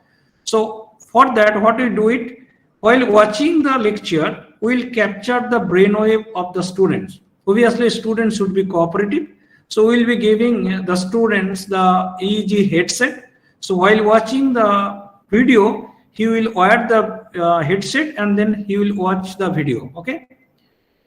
So this is the typical scenario here. So we'll have the attention capturing unit. Basically in attention capturing unit, we'll give the headset and then we'll capture the brainwave, and then we analyze that whether student was attentive or not. So that is the task of, and then if we feel the student was very less attentive, so we'll recommend, okay, you should go and watch once more time for that particular video. So that is something called cognitive aware system. Okay. So along with that, we have another project where we work on the what is called is city traffic scenario. What we do it, we have the Twitter in every city. From there, we'll extract the data, and we also fitted some GPS device to some of the vehicles. So we analyze both of them, and then we conclude. So there is some accident or some different type of or any anomalous events and so on. Okay, so that's all. And then in general, obviously people are working on long tail recommendation, and there is some other area is called multi-criteria recommendation, like which are used in hotel or say trip advisor recommendation system. I think with that I can conclude. If you have questions, you can directly ask question or following the protocol. Okay. So I am thankful to my PhD students for preparing this slide. There was actually total 90 slides, so I reduced to 32. Okay. So with that, I think I am done. Thank you, sir. Thank you, Vidyut sir. It was a wonderful, lucid, and maybe a new learning for many of our participants. Sir actually spoke on the recommender system, and he generally, or mainly we can say that he emphasized on his trading recommender system, which is generally a new and relevant topic of research which administers the real-time requirement of users on different media. So we are actually hopeful that it will give a new perspective to many with this. I would like to now open the forum to the participants to ask their question by raising their hand, or they could also put their question on the chat box. box, we will generally what we'll do will actually forward it to Vidut sir, or Vidut sir may also go into the chat box or could see it. So Vidut sir, I have actually already, I can see that there are a couple of questions on the chat box. So if you could just view it, or I could just No, call it to you. could you read them? Yeah, so one of the question that is coming from Dulal Adak, and he says that for similarity, can we use Euclidean distance? For similarity measurement, can we use Euclidean distance? Yeah, very curious question, but answer is no, we cannot use Euclidean distance. Okay. Okay. Thank you. There is one more question that I could see on the chat box is from Susmita Dhar, that while you are Dulal is asking why you cannot use it. So actually, yes, actually Euclidean distance is actually very good if you have a very less number of items, or let's say less number of features. Okay, but what happened in general, so if you have a huge number of item, okay, so that is for dimension of the feature space is huge. So in that case, actually Euclidean distance will not work. Angle based distance it found to be good. So, and that is the Pearson happens to be prominent in recommender system. Okay, sir. Thank you. And I think Adak will be. I think Adak is satisfied with that. So Susmita Dhar is asking one question that I think it was related to your project that you have got from, I think, SCRB. That was it a part of a smart class concept? I think she referred to your project that you are doing at present, and that is showed at the end. No. It is a separate issue. Okay, so it is an individual, not part of any other projects.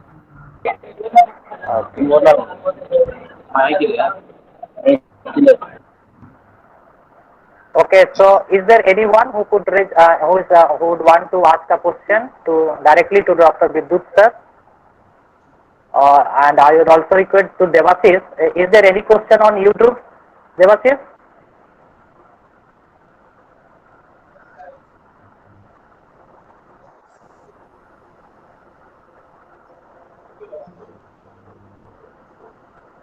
Actually, someone raised his hand. Okay, let him or allow. I think let. Vasaf, are you there? Vasaf, you raise your hand. You can unmute and ask question directly.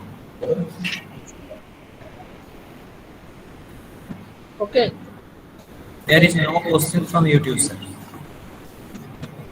Okay, so I think then we are. I think we are done with the this technical session.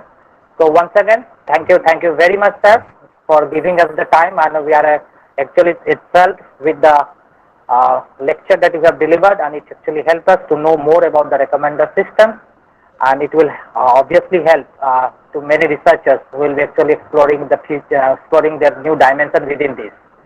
So one comment that I could see from I think it's an appreciation that Dulal says that he is interested in the concept that you provided. So obviously he has gained a lot. Thank you, sir. Thank you very much for being. Okay, thank you. So I am leaving. No, just a token of appreciation. So we could now directly move into the technical second. No, showing the token of appreciation by the our faculty. I think we should go directly into the second technical session. Take the privilege to invite our Mr. Bachu Pal, and would like to request him to introduce our second speaker, Dr. Faruqi, who would be joining us directly from Bangladesh. So, Dr. Bachu, please. Am I audible? Yes, sir. Okay. So I am very grateful to introduce Dr. Nurujjaman Faruqi. Actually, Dr. Faruqi is an academician, an award-winning researcher, and globally recognized as educational content creator. He has authored of 2 books one of which has been ranked 4 globally according to bookauthority.org. He earned his Bachelor of Science from Electrical and Electronics Engineering in 2015 from North South University and Master of Information Technology degree from the Institute of Information Technology of Jahangirnagar University with 4 out of 4 CGPA in 2018. He is specialized in artificial intelligence with more than 10 publications in prestigious journals and conferences, including a Best Paper Award for his contribution to the automatic missing child recovery system. So he's very energetic, hard-working, and young researcher. So I like to call Dr. Faruqi to start your session. Thank you, Professor Batu Paul. It's very nice to be here. It's a great opportunity. So my session today is about deep learning. From my experience, especially teaching experience, what I have observed that nowadays a lot of tools, applications, and software, pieces of software are available to work on machine learning. It has made things very simple and easier. So that is from the application perspective. When we collect some data set, I must include some novel data set, and we want to do some publication on it. At the beginning, things are okay. But when we get some reviewers' comments and we need to bring modification, then I find that the students, the researchers are really struggling because they have been using the machine learning and deep learning as a user perspective. The machine learning model, the deep learning model is like a black box to them. They have a set of controls, and beyond that, they don't know what to do. We can consider it like driving a vehicle. We can move left, right, we can go forward, backward, we can speed up, speed down. But that is as a user. If we want to bring some modification, we don't know what is happening under the hood. So same thing is happening in this research field. Not only in research, even in the application. When the goal is little different than usual, then the application built to take care of regular things fails, and as a matter of fact, the entire project fails. So today, my purpose is to walk you through behind the scene, what is happening at the mathematical model of neural network. So let's get started. So before starting, please allow me 20 to 30 seconds to share my screen and organize the presentation.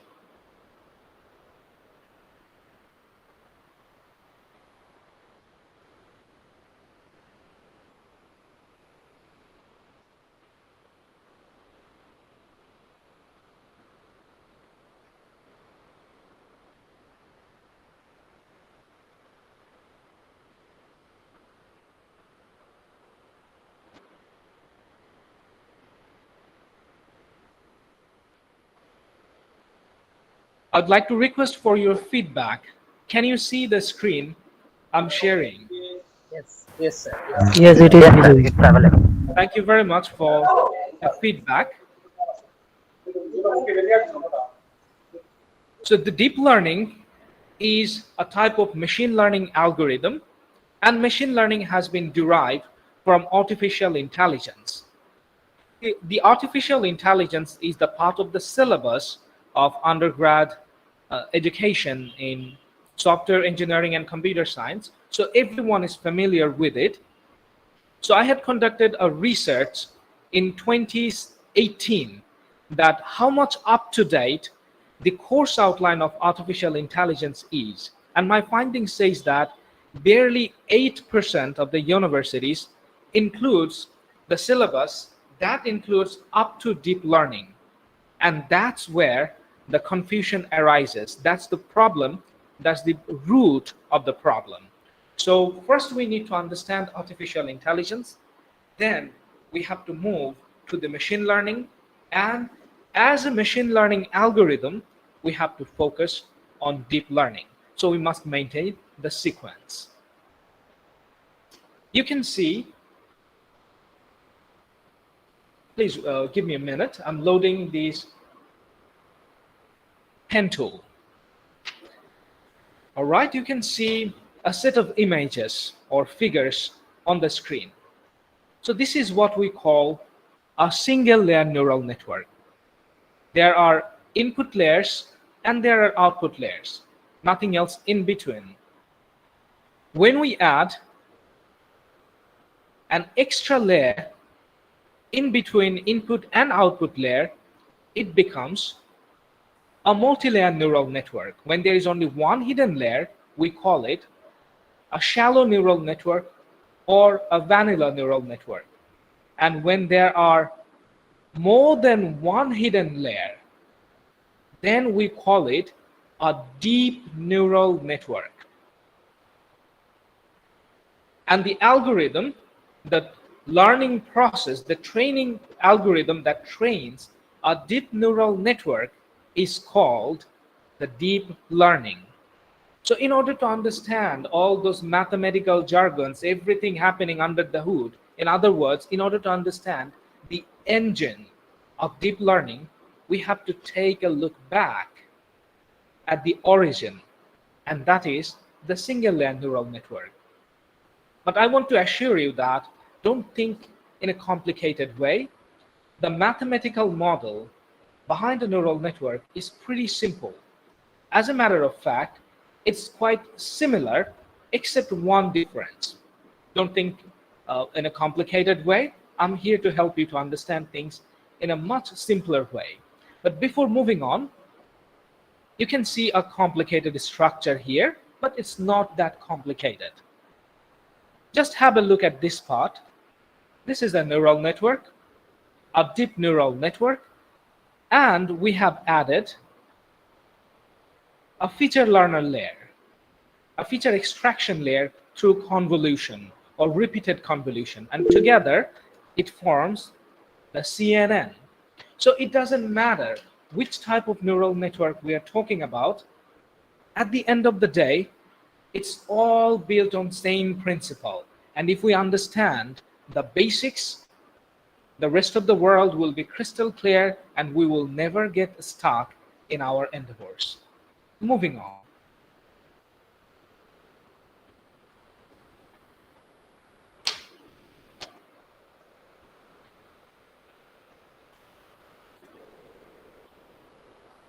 Please allow me some time. I believe that you are all familiar with the basic machine learning model. We have training data. We use some machine learning algorithm to train the model. Then we have some real world data or test data, and we predict the output. As I mentioned that the deep learning is nothing but one of the machine learning algorithms, a branch of machine learning algorithms. So the structure, the basic structure is same. We have training data, but instead of calling it machine learning algorithm, we add a little distinction here. We call it the learning rule. That means the algorithm we use to train the neural network. Instead of the model, we call it the neural network. The rest of the things remain the same. So nothing complicated. It's exactly the same thing we do in machine learning, but in a little different way.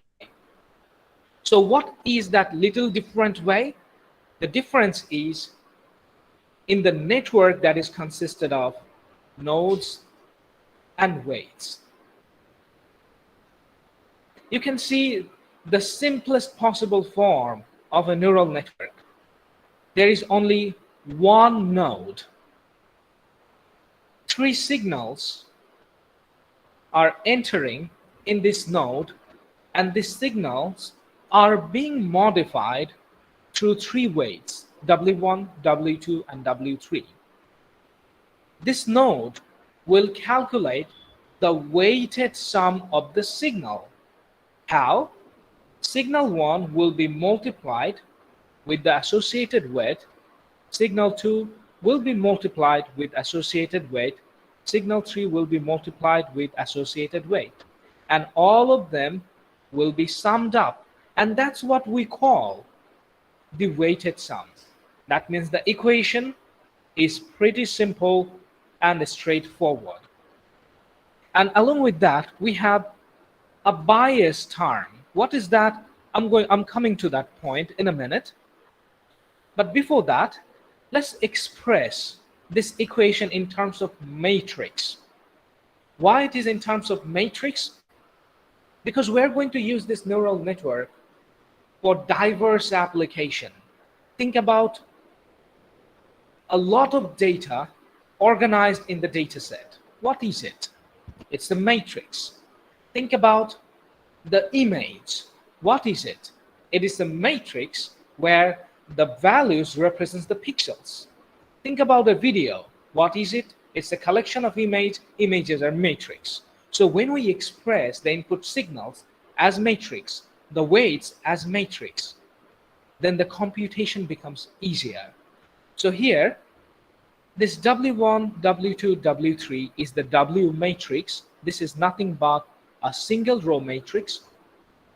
S1, S2, S3 is expressed using another matrix, nothing but a column matrix. And the bias term, this is what we use to control the behavior of the node. Say B equals 0. That means we don't have any external control over the network, over the node. The weight and the signal controls the behavior entirely. Now say bias equals 0.5. Now it doesn't matter whatever is happening in the signal and the associated weight, we still have some sort of control because we are setting these values. So long story short, what is bias? That is something to bias the node, as simple as that. And the final thing the node does, that is activation. We have the weighted sum. Based on that weighted sum, we need to predict some probability. We need to calculate the probability of some input. That's what the purpose, that's what the activation function does. And here is the activation function. The input to the activation function is nothing but the weighted sum with the bias. And that is the first set of calculation behind a neural network. Now moving on. At the beginning, what we have seen, different types of networks. Here is a little more in-depth explanation of that. So we have already seen that neural network is consisted of nodes and associated weights. And what else? I believe that you have already guessed the other element is layer. How we organize the layer, how the layers are connected. Based on that, we categorize the neural network. The first layer is always the input layer, and the last layer is always the output layer. What we have in between input and output layer is called the hidden layer. It is because, think about a person who is watching the network from this corner. He can see the input, but not what is after that. Think about the same person looking at the network from this corner. He can see the output layer, but not what was before that. That means the layer in between input and output is hidden, and that's why they are called the hidden layer. When there is no hidden layer, it's a single layer neural network. When there is only one hidden layer, we call it shallow neural network or vanilla neural network. And when there is more than one hidden layer, we call it a multi-hidden layer neural network or a deep neural network.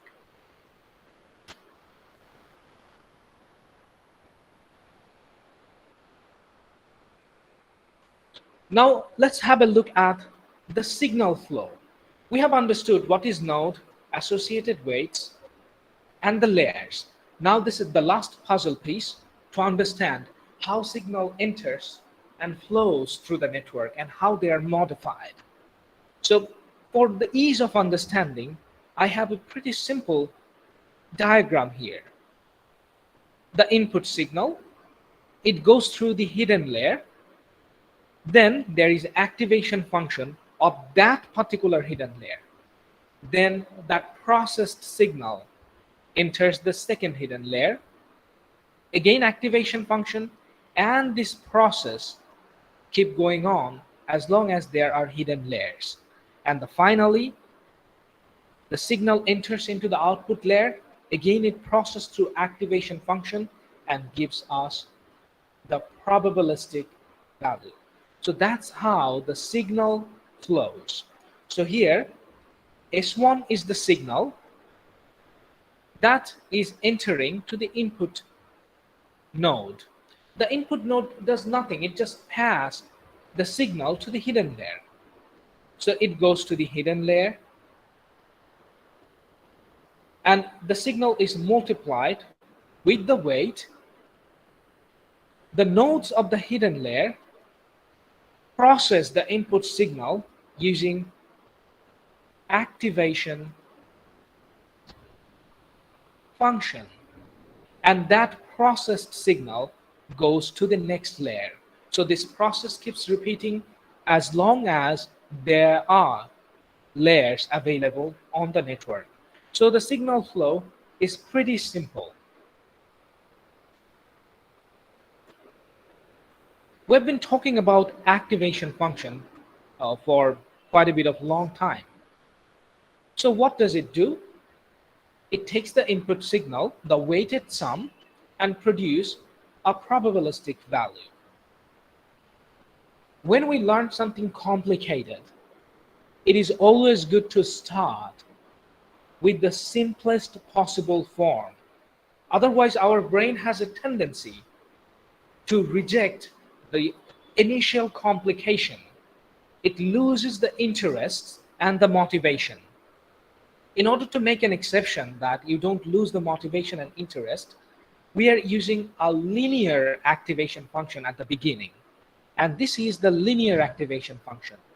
What does it do? Surprisingly, it doesn't do anything. It takes the input and it generates the output. Nothing at all. Why we took this approach? To keep things simple. Once we will understand the working principle of the neural network, I mean these signal flow, weighted sum, and other processing, then instead of linear activation function, we will introduce sigmoid function. But for the time being, let's just think that there is no complication on the activation function. All right. Now the previous example was just a block diagram. In this scenario, we have the values and we will do the real world calculation. The signal entering has a value of 2 and it is passing through two weights, 6 and 4. W1 is 6 and W2 is 4. Our focus should be on the node because we are trying to find out the weighted sum of this node 1. So which signals are entering in node 1? S1 and S2. How they are being processed? With the weight 6 and with the weight value 2. So the similar process is repeated throughout the entire network. And this is what makes neural network easier, because if you understand what happens here, that means the rest of the thing is the repetition of the same process. If I talk about a neural network with 200 layers, you understand what is happening, because this is simple repetition of the same approach. I think one of our participants is having Hello, audio problem. Asakidon. I'd like to request you to mute. And please don't feel ashamed of this type of scenarios. Every opportunity comes with some sort of problems. We have this online learning opportunity, so where the entire world can sit together, and this little audio problem, network delay, this is what we have to deal with. The benefit is way too much more than the problems, so we can ignore it. So if your microphone gets unmuted accidentally, please take your time to mute it. Moving on.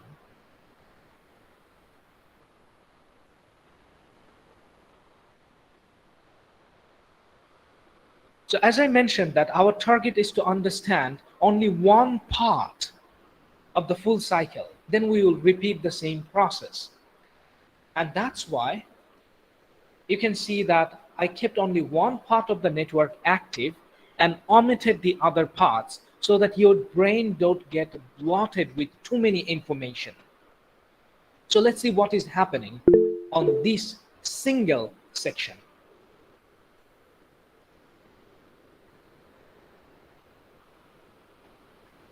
All right, moving on. So here we can see the node 1. So what is happening in the node 1? 2 and 4 are entering after being multiplied with 1, W1 and W3.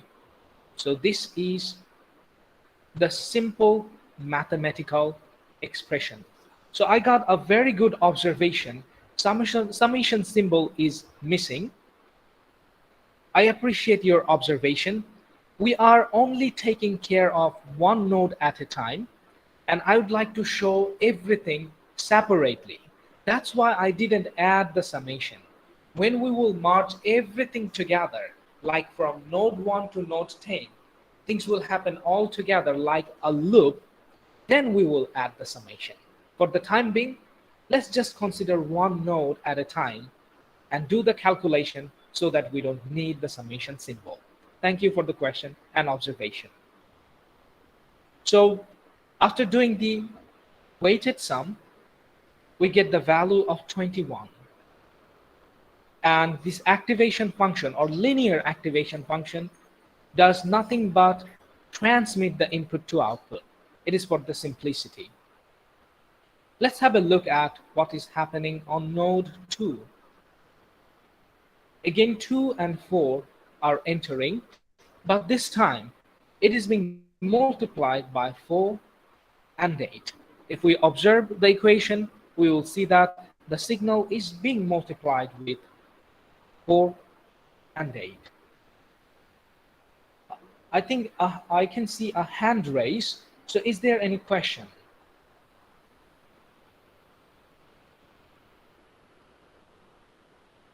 Okay, perhaps it was an accidental hand raise. And after the calculation, we can see that activation function generates 41. So instead of doing the calculation in this way, as I mentioned before, we should move on to the matrix representation. That's what has been done here. We can see that's 4, 6, 4, 2, 8, the weights, 2, 2, 4, 4, the signal intensity, and the bias. And together, this is what we get in the matrix form. And this is actually the basic calculation behind every node. If we understand the calculation of one node, we can understand the calculation of every node. If we know what is happening in every node, we understand what is happening in a particular layer. If we understand what is happening in a particular layer, That means we are ready to understand what is happening in every layer. Moving on.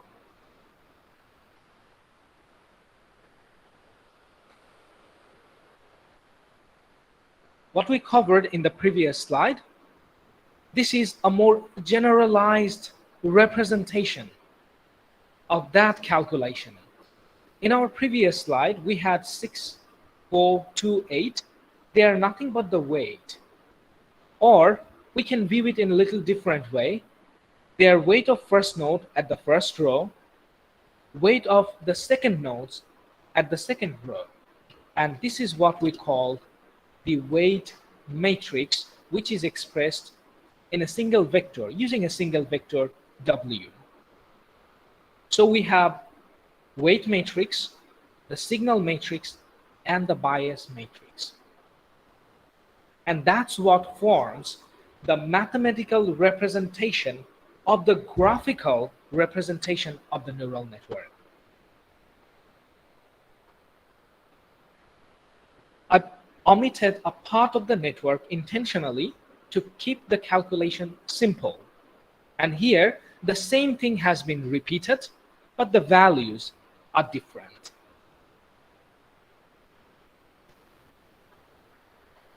So we have understood the principle of neural network.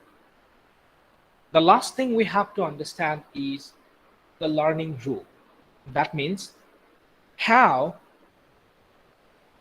this network will be trained. So we are talking about the algorithm. So let's have a look at that. So before being more practical, I'd like to give you a generalized overview of what is happening. We are observing it from the context of supervised learning. In supervised learning, the training data comes in input and correct output pair.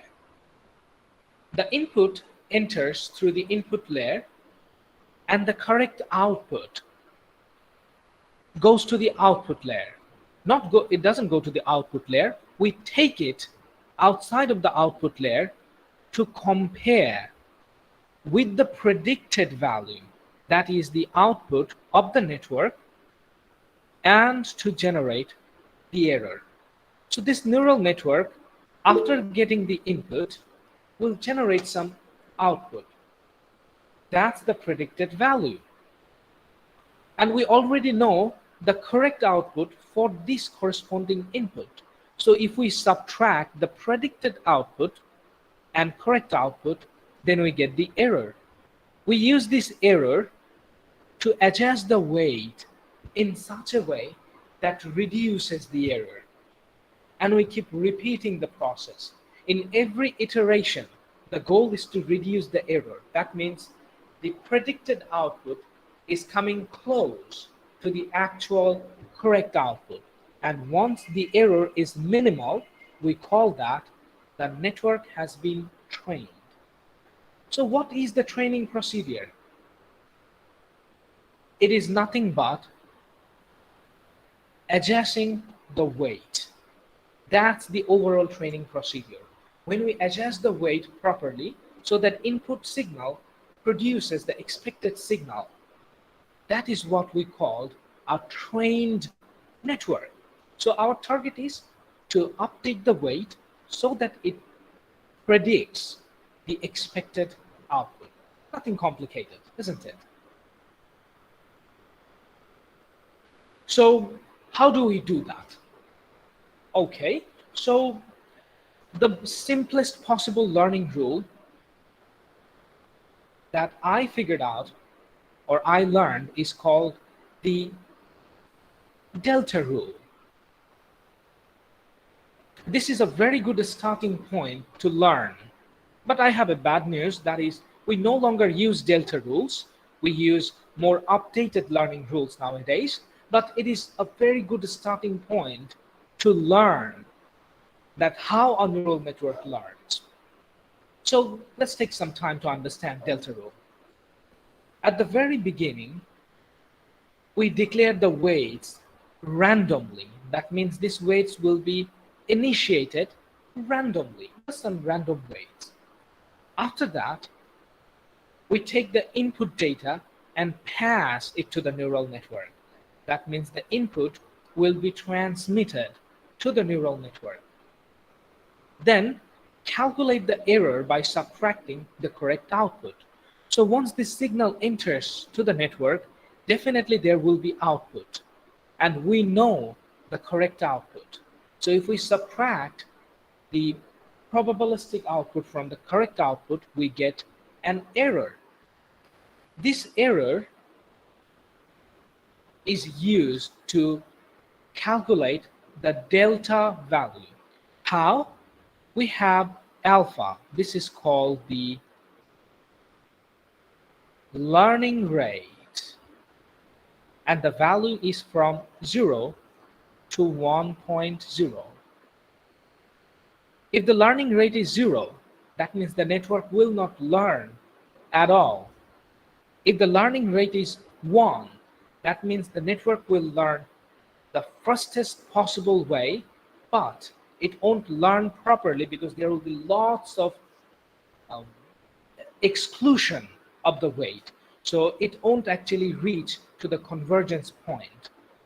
We have to find out an appropriate learning rate so that it uptake the weights properly. At the same time, it doesn't take too long to train the network.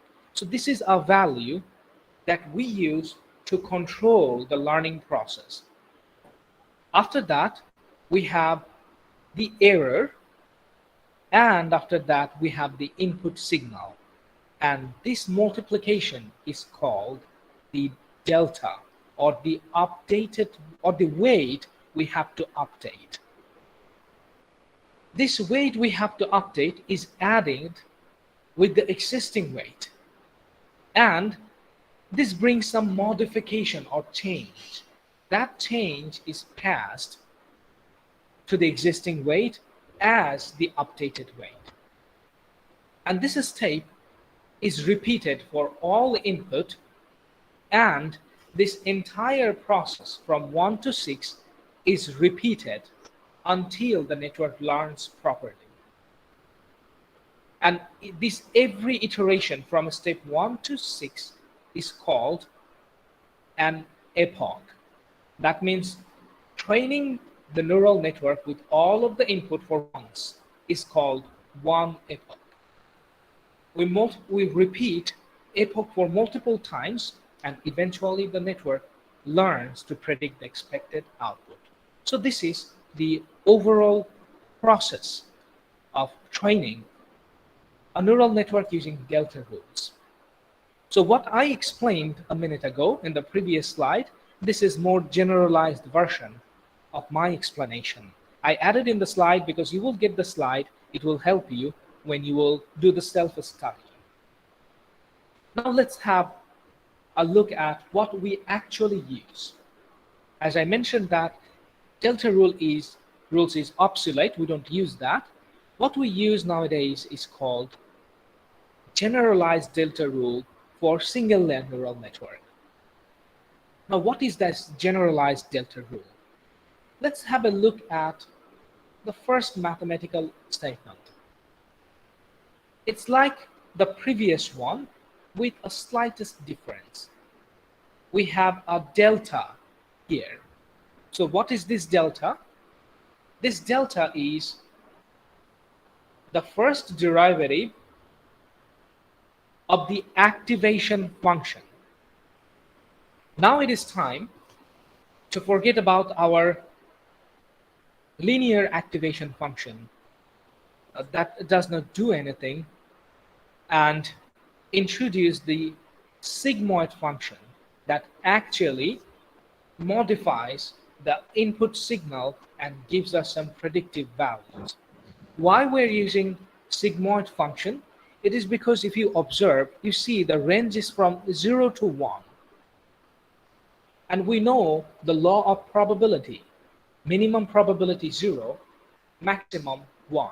So this function doesn't matter whatever the input is, will map that in between 0 to 1. That's exactly what we need in neural network or machine learning. That's why we use sigmoid function. If it is close to 0, that means the prediction will be in the negative side. If it is more than 0, that means beyond this side, then it will be on the positive side. So based on holding this 0 as the reference, we will get the predictive value here, here, here, here, and in thousands of different points. So we can say that, yes, the class is positive with a 90% probability. The class is positive with 70% probability. So the sigmoid function gives us the flexibility to use the all concepts of the probability, and that's why instead of linear activation function, we moved to sigmoid function. Now when we perform the first derivative of the sigmoid function, this is what we get. This is the activation function with an input, and this is 1 minus the activation function's value. In our approach, the input to the activation function is the weighted sum. That's why we used VI here. And we have the error, the associated error multiplied with it. So that means that concludes our revised approach to the first derivative of the sigmoid function with the sum, with the weighted sum as input, multiplied with the error and the input signal controlled by the learning rate, and the updated value is added with the existing weight, and that new value is used to update the weights of the neural network. And that's how the generalized delta rule works. So we know what is node, what is weight, how they are associated, what is bias, activation function, what is layer, and what is the learning rule. Although we have learned only one learning rule, but you understand what is learning rule and the mathematics behind it. Now the question is, learning rule will generate the updated weight. How to actually use that value to update the weight of the network? There are different ways to do that. We are focusing on SGD first. That is stochastic gradient descent. What is it? It is the process of updating the weight. Using the learning rule, we find the weight that we need to update, and using this SGD, we actually update the weights. So what happens in SGD? If we have 500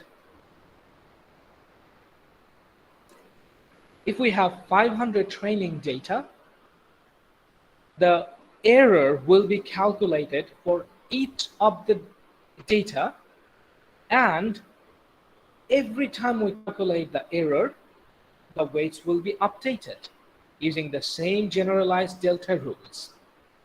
Seems pretty simple and straightforward, but think about it. If we have 5 million training dataset, calculating error for everything, updating weight for every single calculation, every single iteration, it's computationally pretty expensive. Why don't we take a little innovative approach, and that is the batch method? Still, the purpose is same. That is updating the weight, but in a little different way. What is that way? Instead of calculating weight, instead of calculating the updates separately, let's calculate the errors of a batch first. Then find out the average of that error, and update all of the weights once with that average error. In that case, we don't need to update the weight in every iteration. So it makes the calculation, it's make the process faster with less computational complexity. So this is how we calculate the average weight to update.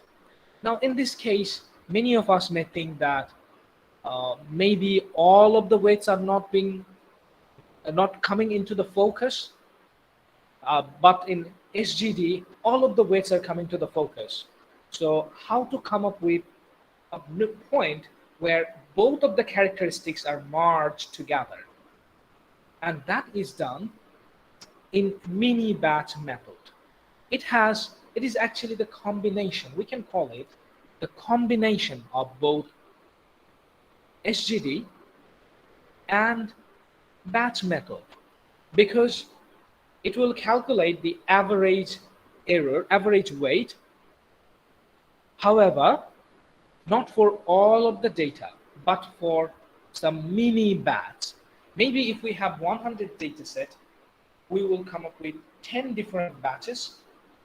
For each batch, we will calculate the error, the average error, and the weight we need to update. That value will be used only to update the weight for that particular batch. So in that case, in this case, we have the both advantages of SGD and mini batch. All right, and this brings our theoretical concept to a close. Let's be a little bit practical by training an actual single layer neural network, and we will do that in the MATLAB, but you can also use Python to do the same. In order to train a network, first of all, we need the network, and we are keeping it as simple as possible using a single layer neural network. Let's have a look at our dummy dataset. Perhaps this is the most impractical, but the simplest dataset. In this dataset, these are the input, and these are the corresponding output. We know that in supervised learning, that dataset comes in input and corresponding correct output. So it means that when the input will be 0, 0, 1, we are expecting 0 from the network. When the input will be 1, 0, 1, we are expecting 1 from the network. That means let's have a look at this example, 1, 1, 1. The prediction we are expecting from the network is 1. So let's see if we can train such a network that meets the requirement. So what I just explained, this is again another generalized view of that explanation. It is for you to do the self-learning. Now, in order to train the network, we need to write the code, and we should always be very organized while writing the code because it can easily distract us. We should write the code in such a way so that it makes it easier to debug whenever necessary. So we're going to divide the coding section into 4 parts. In one script, we will train the network. To do the training, we need the sigmoid function. So in one script, we will write the sigmoid function, and we need a function to train the network. So that will be in another script. And finally, we need to test the network. That will be another script. That means we will have 1, 2, 3, 4 scripts. The name of the first script is training SGD. We are using stochastic gradient descent to update the weight. Sigmoid for sigmoid function. Function SGD. This function we will call to train the network and test SGD to test the network. So as we're going to use sigmoid function, many of our operation is dependent on that. So why don't we start with the sigmoid function? In MATLAB, to design a function, we start with the function keyword, then we take a variable. You can come up with any valid variable name, and then we define the name of the function. In this case, the name is sigmoid, and here the input to the function. It is nothing but the simple mathematical representation. We learned that the sigmoid function is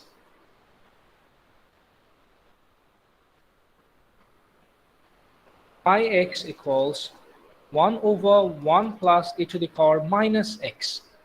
So this code is the exact representation of this mathematical model. In MATLAB, we express the exponential using exp, and this is the power to that exponential function.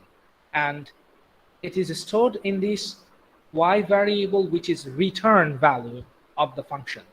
So the first step, sigmoid function is ready to serve us. Next, the function SGD. This function, we are going to design this function to use the SGD method to update the weight. So let's see how it works.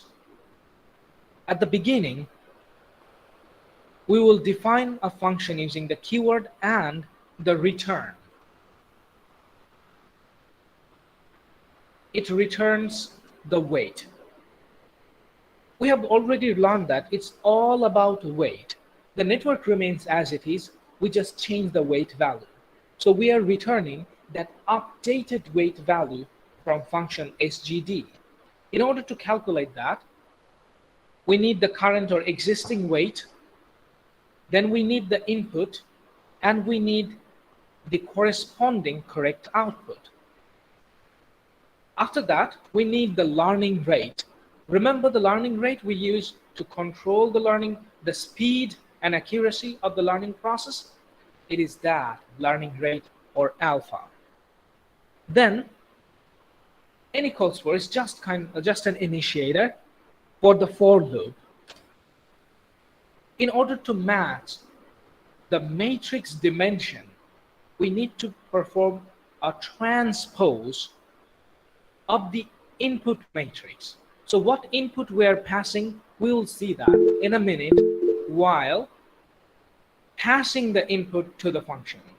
For the time being, let's just keep it in mind that we have to transpose the input for matrix dimension matching, and we store it in a variable named transposed input. Now, the correct output, that will also be sent as a matrix form, and we have to explore each value of the matrix one by one. So we need the index. What is the index? I believe that all of you are master of using for loop. The index comes from the initiator and the iterator of the for loop, and that is k. So we have the correct value stored in a variable named d. After that, we need to calculate the weighted sum. Remember that W into input signal, simple mathematical formula. Here is the weight, and here is the transposed input signal, and this will give us the weighted sum. Finally, the activation function. Remember, the weighted sum goes through the activation function. We have already designed the sigmoid function, and the weighted sum is the input to this function. That gives us the output. All right.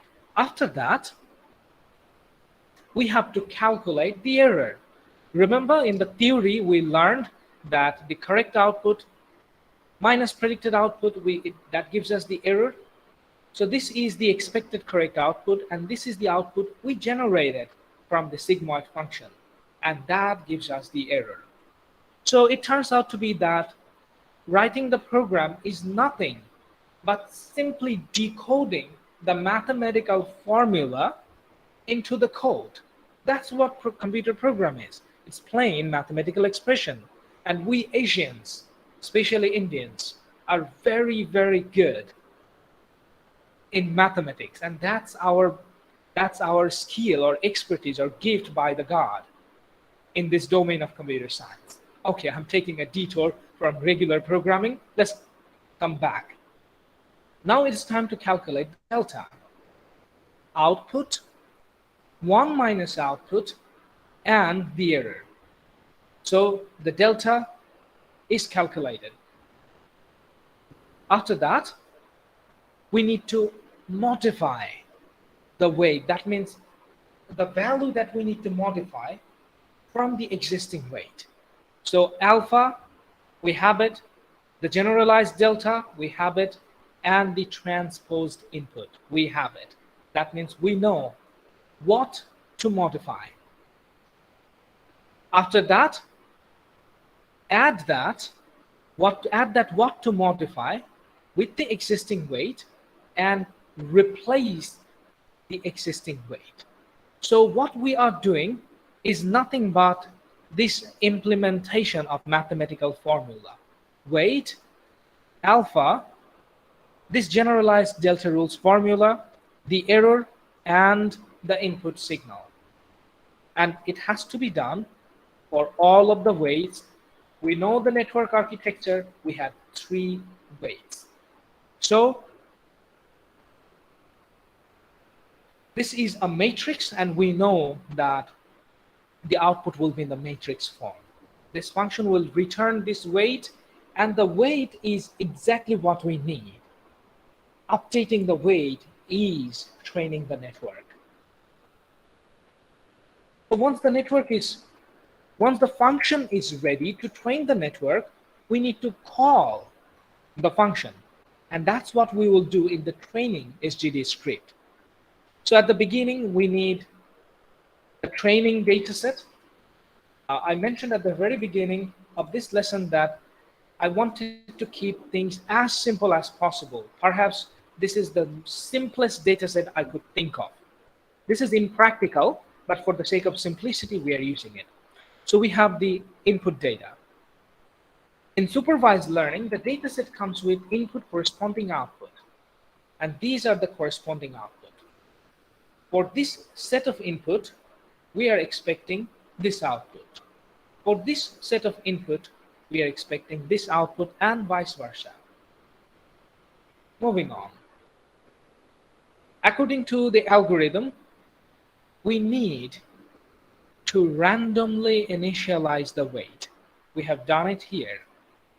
Then the epoch, that means how many times we need to repeat the entire process.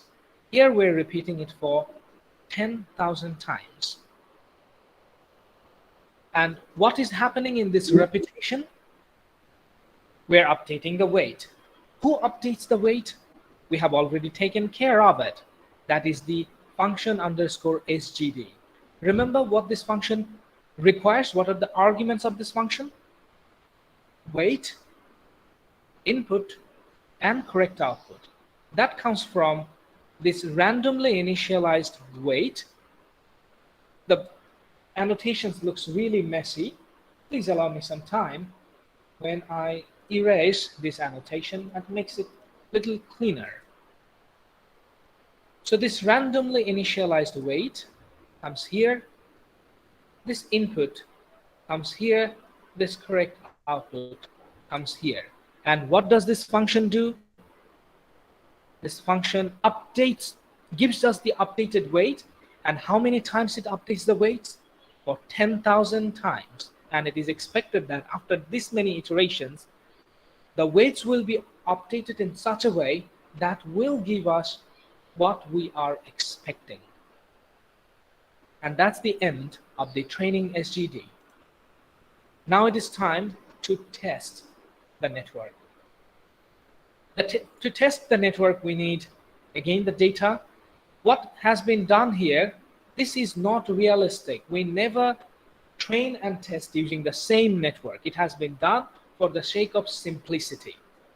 It has been done to understand what is happening behind the scene, not to apply it in practice. In practice, we never use the same training and testing data. Otherwise, if we do that, there is no point of using machine learning.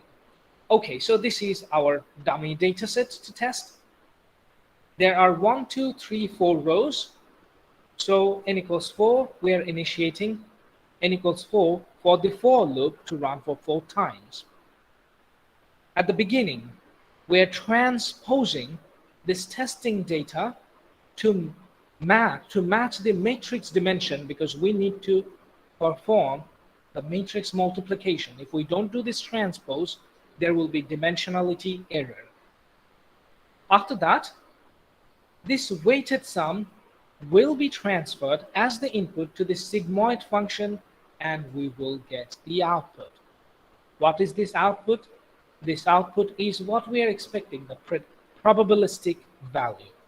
So I don't want to explain more on this testing SGD, because we have the complete demonstration ready for us on the MATLAB.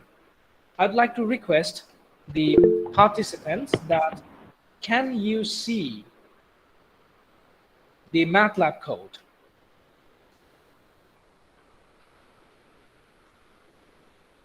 All right, I got the response that yes, you can see the MATLAB code. So this is the sigmoid function. Okay, before starting, let me clean the existing values. Okay, now it is like the new one. So the sigmoid function, after that, function SGD to update the weight, exactly what we have seen on the coding demonstration. After that, the training SGD. Let's run this script to train the network. So the network has been trained. We can see that it ran for 10,000 times. So the epoch is 10,000.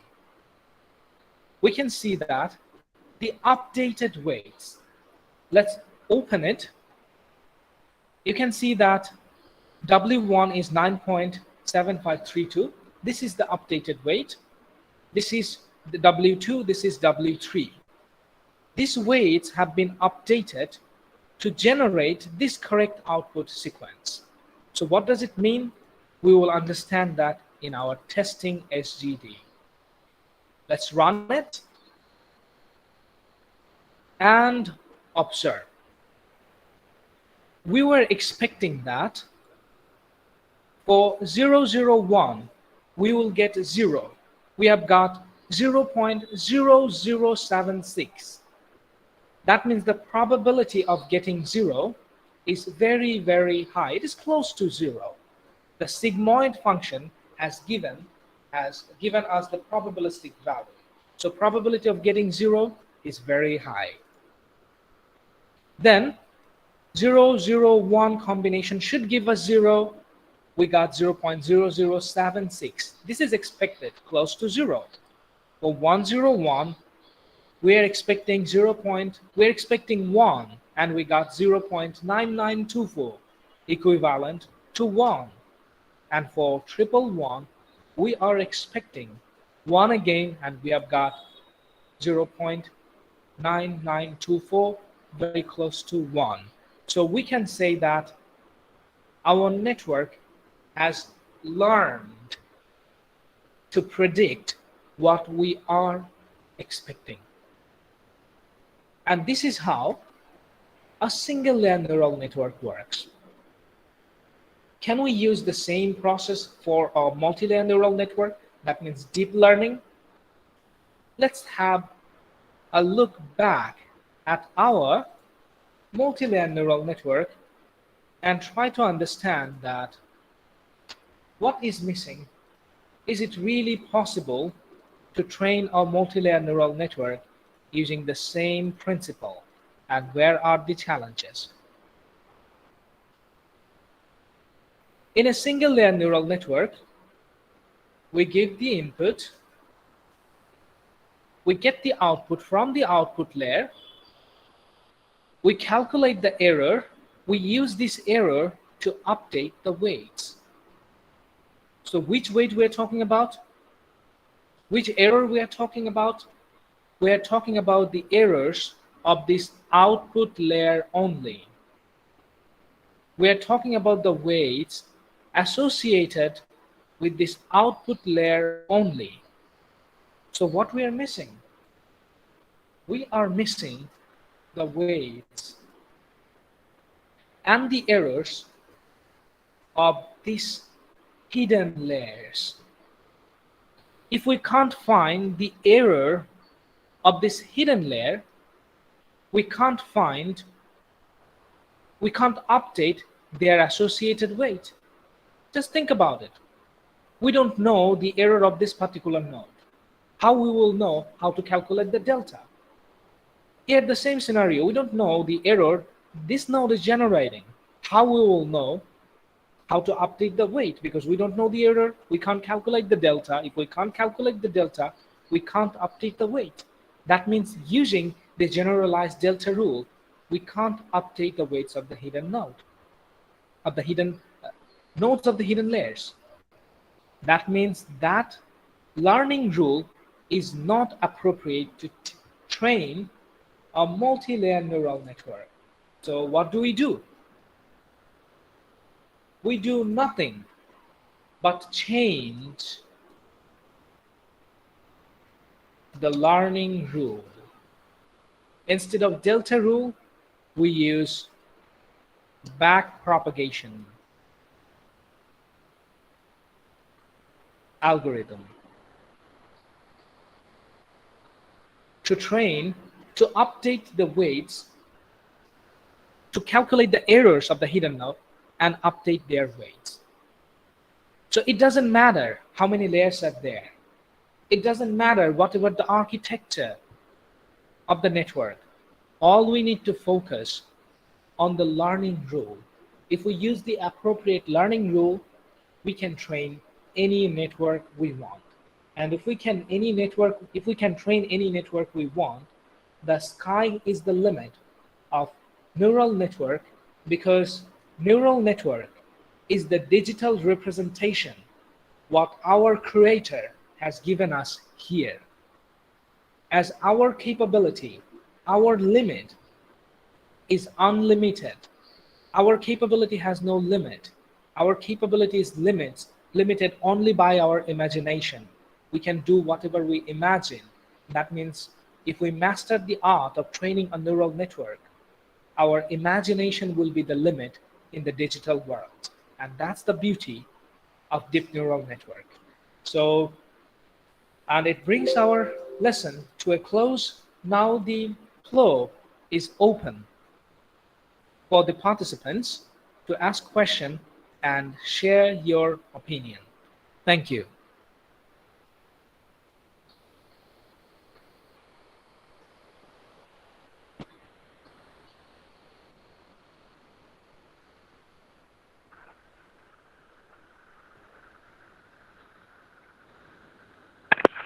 Hello, am I audible? Yes, I can hear you loud and clear. Yeah. Okay, sir. Thank you very much, sir, for your wonderful session.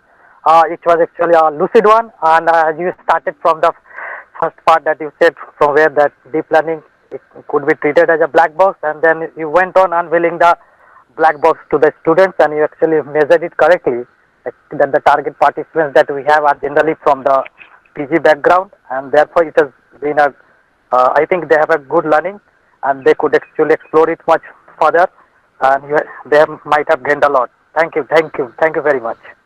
Thank you. So now, as sir said, that the floor is open. So if anyone want to ask any question, you may please raise your hand, and you can directly ask to Farooqi sir.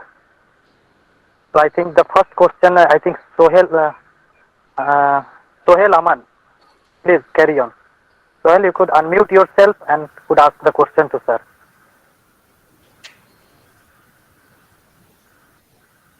Sohail, are you there? Okay, so at least I could see one question. I think there was question from I think Dulal, that how to set the value of alpha. This was one of the question in the chat box I could see. Okay, it's a very good question. How to set the value of the learning rate? So I appreciate this question. Please let me know if you can see the screen I'm sharing.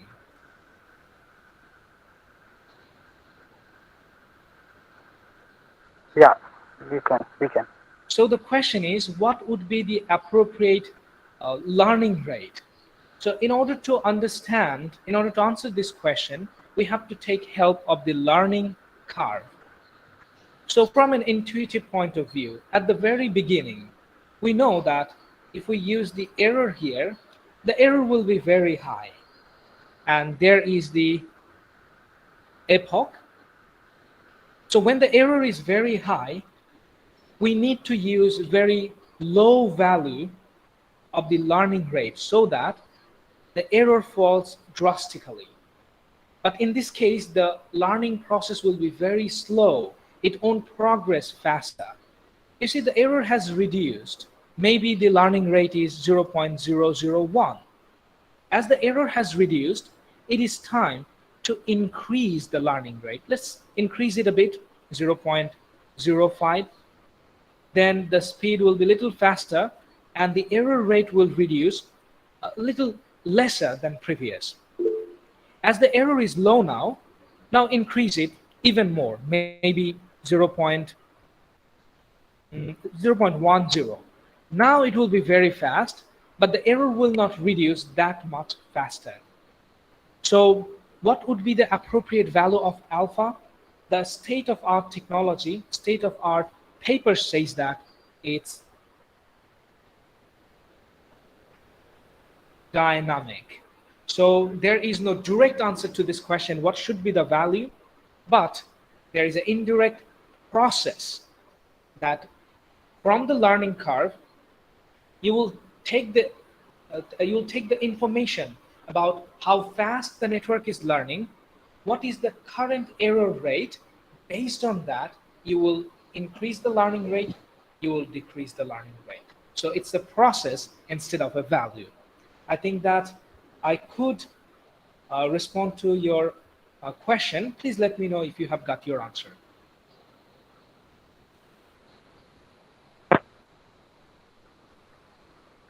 So, Dulal, are you satisfied? Dulal, are you there? Okay, I think he is not. He might have left it. So there is once more. There is one question. Another question that I could say is that what is autoencoder? What is autoencoder? The autoencoder is an unsupervised artificial neural network that learns to efficiently compress and encode data. So what we covered today, that is from the supervised learning domain. Autoencoder belongs to unsupervised learning for unlabeled data where the data has no label in it. So we can start a discussion on autoencoder now, but perhaps it will cost us, all of us, our patience. So perhaps in some other session, I will cover the autoencoder. Sir, can you hear me? Yeah. Sorry for network issue. I can't speak that time. Okay. Sohail, you can ask your question now. Sir, my question is, if we make a neural network, how to know which layer we have to use, which layer we have to don't use? Because I see your paper LangNet, that is you use a neural network in your way, but how can we use any books, any selection of books or any other? All right, I understand. So your question involves how to decide that what type of network we should use, how many layers will be there, how many nodes will be there. Is that your question? Yes, sir. Okay, so this is my question too. I've been studying this field for long, but so far I couldn't find out any concrete way to, just by looking at the problem and directly predicting that how many hidden layers should be there, how many nodes in the hidden layers should be there directly.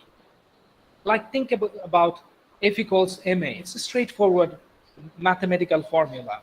There are many different branches of science and engineering that is directly governed by the law of physics. But this is some kind of different branch where whenever I see a problem, I can come up with a draft in my mind through experience that perhaps this could be a good fit for that particular problem.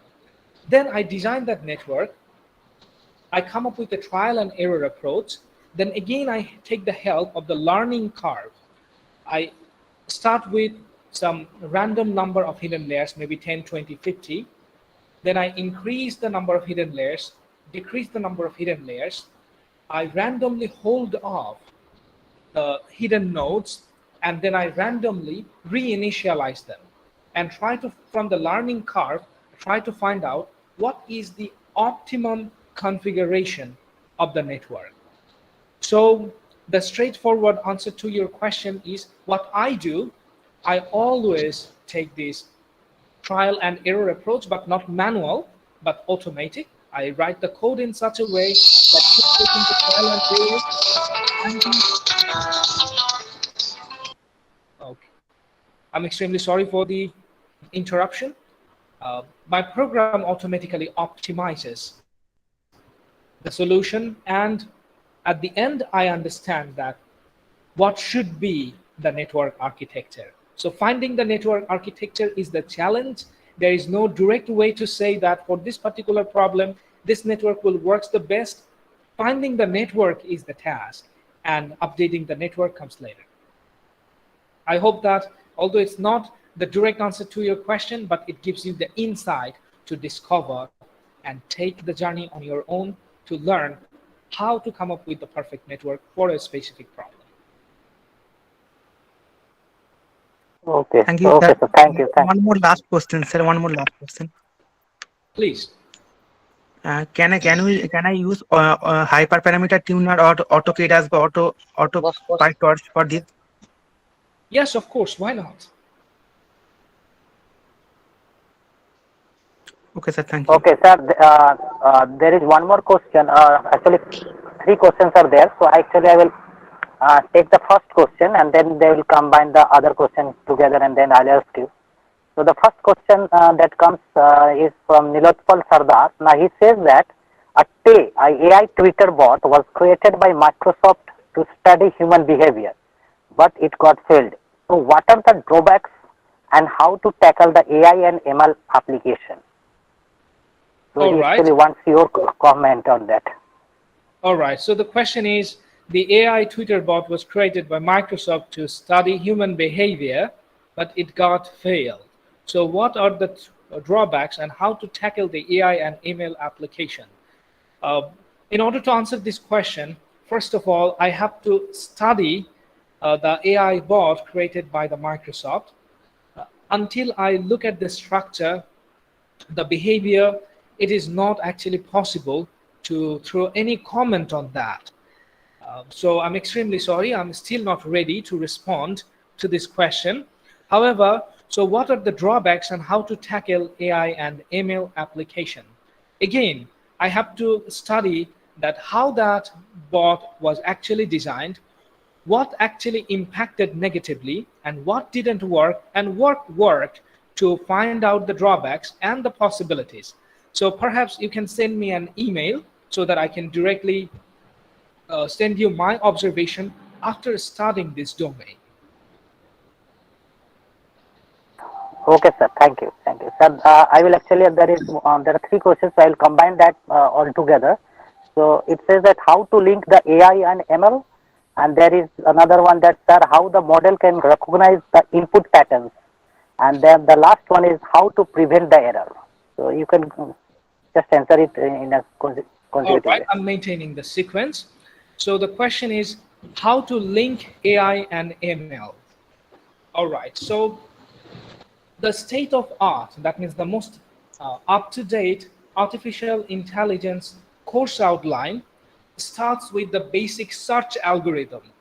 And surprisingly, in my research, I have found that most of the universities covers only the basic search algorithm.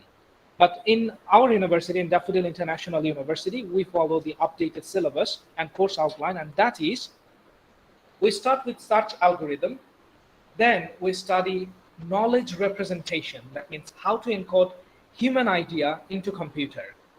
Later, we cover the uncertainty. That means how to use the concept of probability in artificial intelligence. Once these three basics are completed, then we move on to optimization. Once we learn how to optimize artificial intelligence problem, then we take the detour from traditional algorithm-based solution to machine learning model. So after the optimization comes the machine learning algorithm. Once we cover the machine learning algorithm, then from different algorithm branches, we separate the neural network and emphasize on that as a branch of machine learning. And after that, we cover a few projects on natural language processing, that means NLP, convolutional neural network to process the images, and some pure numeric database project. So signal, image, data, we cover all of this. And that's how AI, machine learning, and the rest of the things are related. All right, we're moving on to the next question, and that is how the model can recognize the input pattern. I think that the question refers to the way we organize the input, like 001, 100. So the input maintains a pattern. How do we maintain that? All right, before sending the signal to the network, it is our responsibility to maintain the pattern. For example, think about an 8-bit image, 8-bit binary image. It is 8-bit. That means those bits, each pixel represents some particular value. First pixel entered through the first node. Second pixel entered through the second node. Third pixel entered through the third node. So this is the pattern we need to maintain. Once it enters the network, then the rest of the thing is dependent on the network design pattern and the learning algorithm. And the last question, how to prevent error? So initially, we don't want to prevent error. We want the error. Think about the human learning process. If we don't make a mistake in the classroom, if we don't make mistake in the learning period, will we ever be able to correct ourselves in the exam or application? So initially, we don't want to prevent the error. We want to calculate the error. Once we have the error, we use this error to update the weight to reduce the error. So that's the whole learning process. We don't want to prevent it. We want to reduce it by finding it and updating the weights. So that's how we deal with the error. All right, I believe that we Yes. have covered all of this. Okay, so thank you very much, sir, for patiently giving answer to each question, and I think everyone would be satisfied with the answers that you have given. Once again, very much thankful to you, and we are hopeful that we will maintain the cooperation in the near future too. So I would request Devasis to just show the token of appreciation from our side to Dr. Faruqi. Just a small token of appreciation from our side. Kindly consider. Thank you, sir. Thank you for this token of appreciation. So I'm really happy to be here today. As an academician, this is what I love to do. You know, the people who love cricket, they go to the stadium to watch the game. And as an academician, I enjoy being in sessions, sharing my knowledge, learning from you, being with the students and the faculty members. And in this program today, we have the Honorable Vice Chancellor, the respected head of the departments, respected registers, and dignitaries, and distinguished guests and my dear participants. It's an honor to be here. I'm really happy to have this token of participation, token of appreciation, and the scope to talk here. Thank you very much. Thank you. Thank Thank you, you, sir. thank you, thank Thank you. you. So with this, I think we'll move to the valedictory session. So now I will request Dr. Utpal Nandi to take the webinar forward from here. So Dr. Utpal Nandi. And Am I just before audible? giving the Yes, just before yes. giving the forum to the Utpal Nandi, Dr. Utpal Nandi, I can see Dr. Faruqi that within the message, there are lots of people are there who have actually appreciated. So we are completely delighted to have your talk, and I'm hopeful that we will have something in the near future. Thank you, thank you. So, am I audible? Yes, yes. Yeah, audible, audible. Good afternoon to all, and thank you, Provas, for giving me this opportunity. We first are very fortunate that our respected Registrar Sir, Dr. Jayanto Kishore Nandi, inaugurate the our international webinar on machine learning and deep learning in celebrating 75 years of Indian independence, Azadi Ka Amrit Mahotsav. And we are also fortunate and thankful for finding our eminent, outstanding speaker, our speaker Dr. Vidyut Kumar Patro of NIT Rourkela, India, nicely gives an overview of recommender system. We have enjoyed the entire sessions, and our another eminent speaker, Dr. Nurujaman Faruqi of Daffodil International University, Bangladesh, presents various area from single layer perceptron to deep neural network. Both of our experts also cleared the doubts of participants in question answer sessions. We hope all the participants have enjoyed both these technical sessions of this international webinar and enriched. Now we move to vote of thanks session. On behalf of organizing committee of this international webinar organized by Department of Computer Science, Vidyasagar University, we would like to thank first our Honorable Vice Chancellor, Professor Sivaji Patum Basu, for giving permission to organize this program and to encourage us. We are very much thankful to our respected Registrar Sir, Dr. Jayanto Kishore Nandi, to participate this program and to inaugurate. We are also thankful to our Dean of Science, Professor Satyajit Saha, Dean of Arts and Commerce, Professor Tapan Kumar Dev, and we would like to thank our Head of the Department, Dr. Vishwapati Jana, and all other faculty members, non-teaching staffs, students for their effort to organize this international webinar.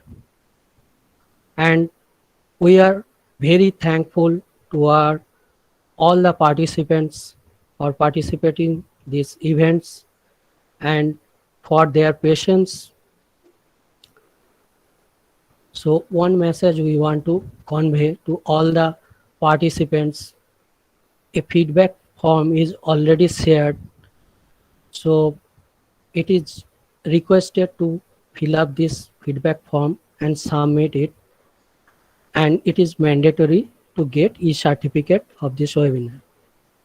Finally, we thank all we have mentioned for making this international webinar on machine learning and deep learning grand success. Okay.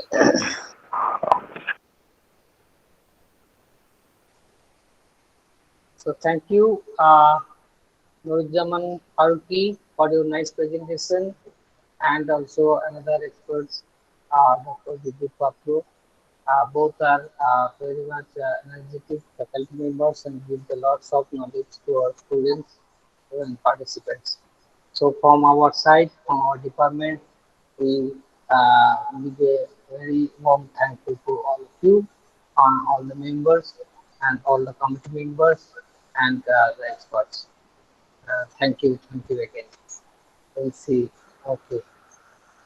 Okay, and one message is that Bachu will send some form regarding this webinar. Just to Bachu, you may contact with Jaman sir, you will contact regarding the. Okay, I'll call you sir later after this seminar. After this webinar, I will call you. Okay, Professor, now you can close it. Okay, yeah. So thank you everyone. So now we'll now close the meeting. So thank you everyone for being with us. Okay. Thanks.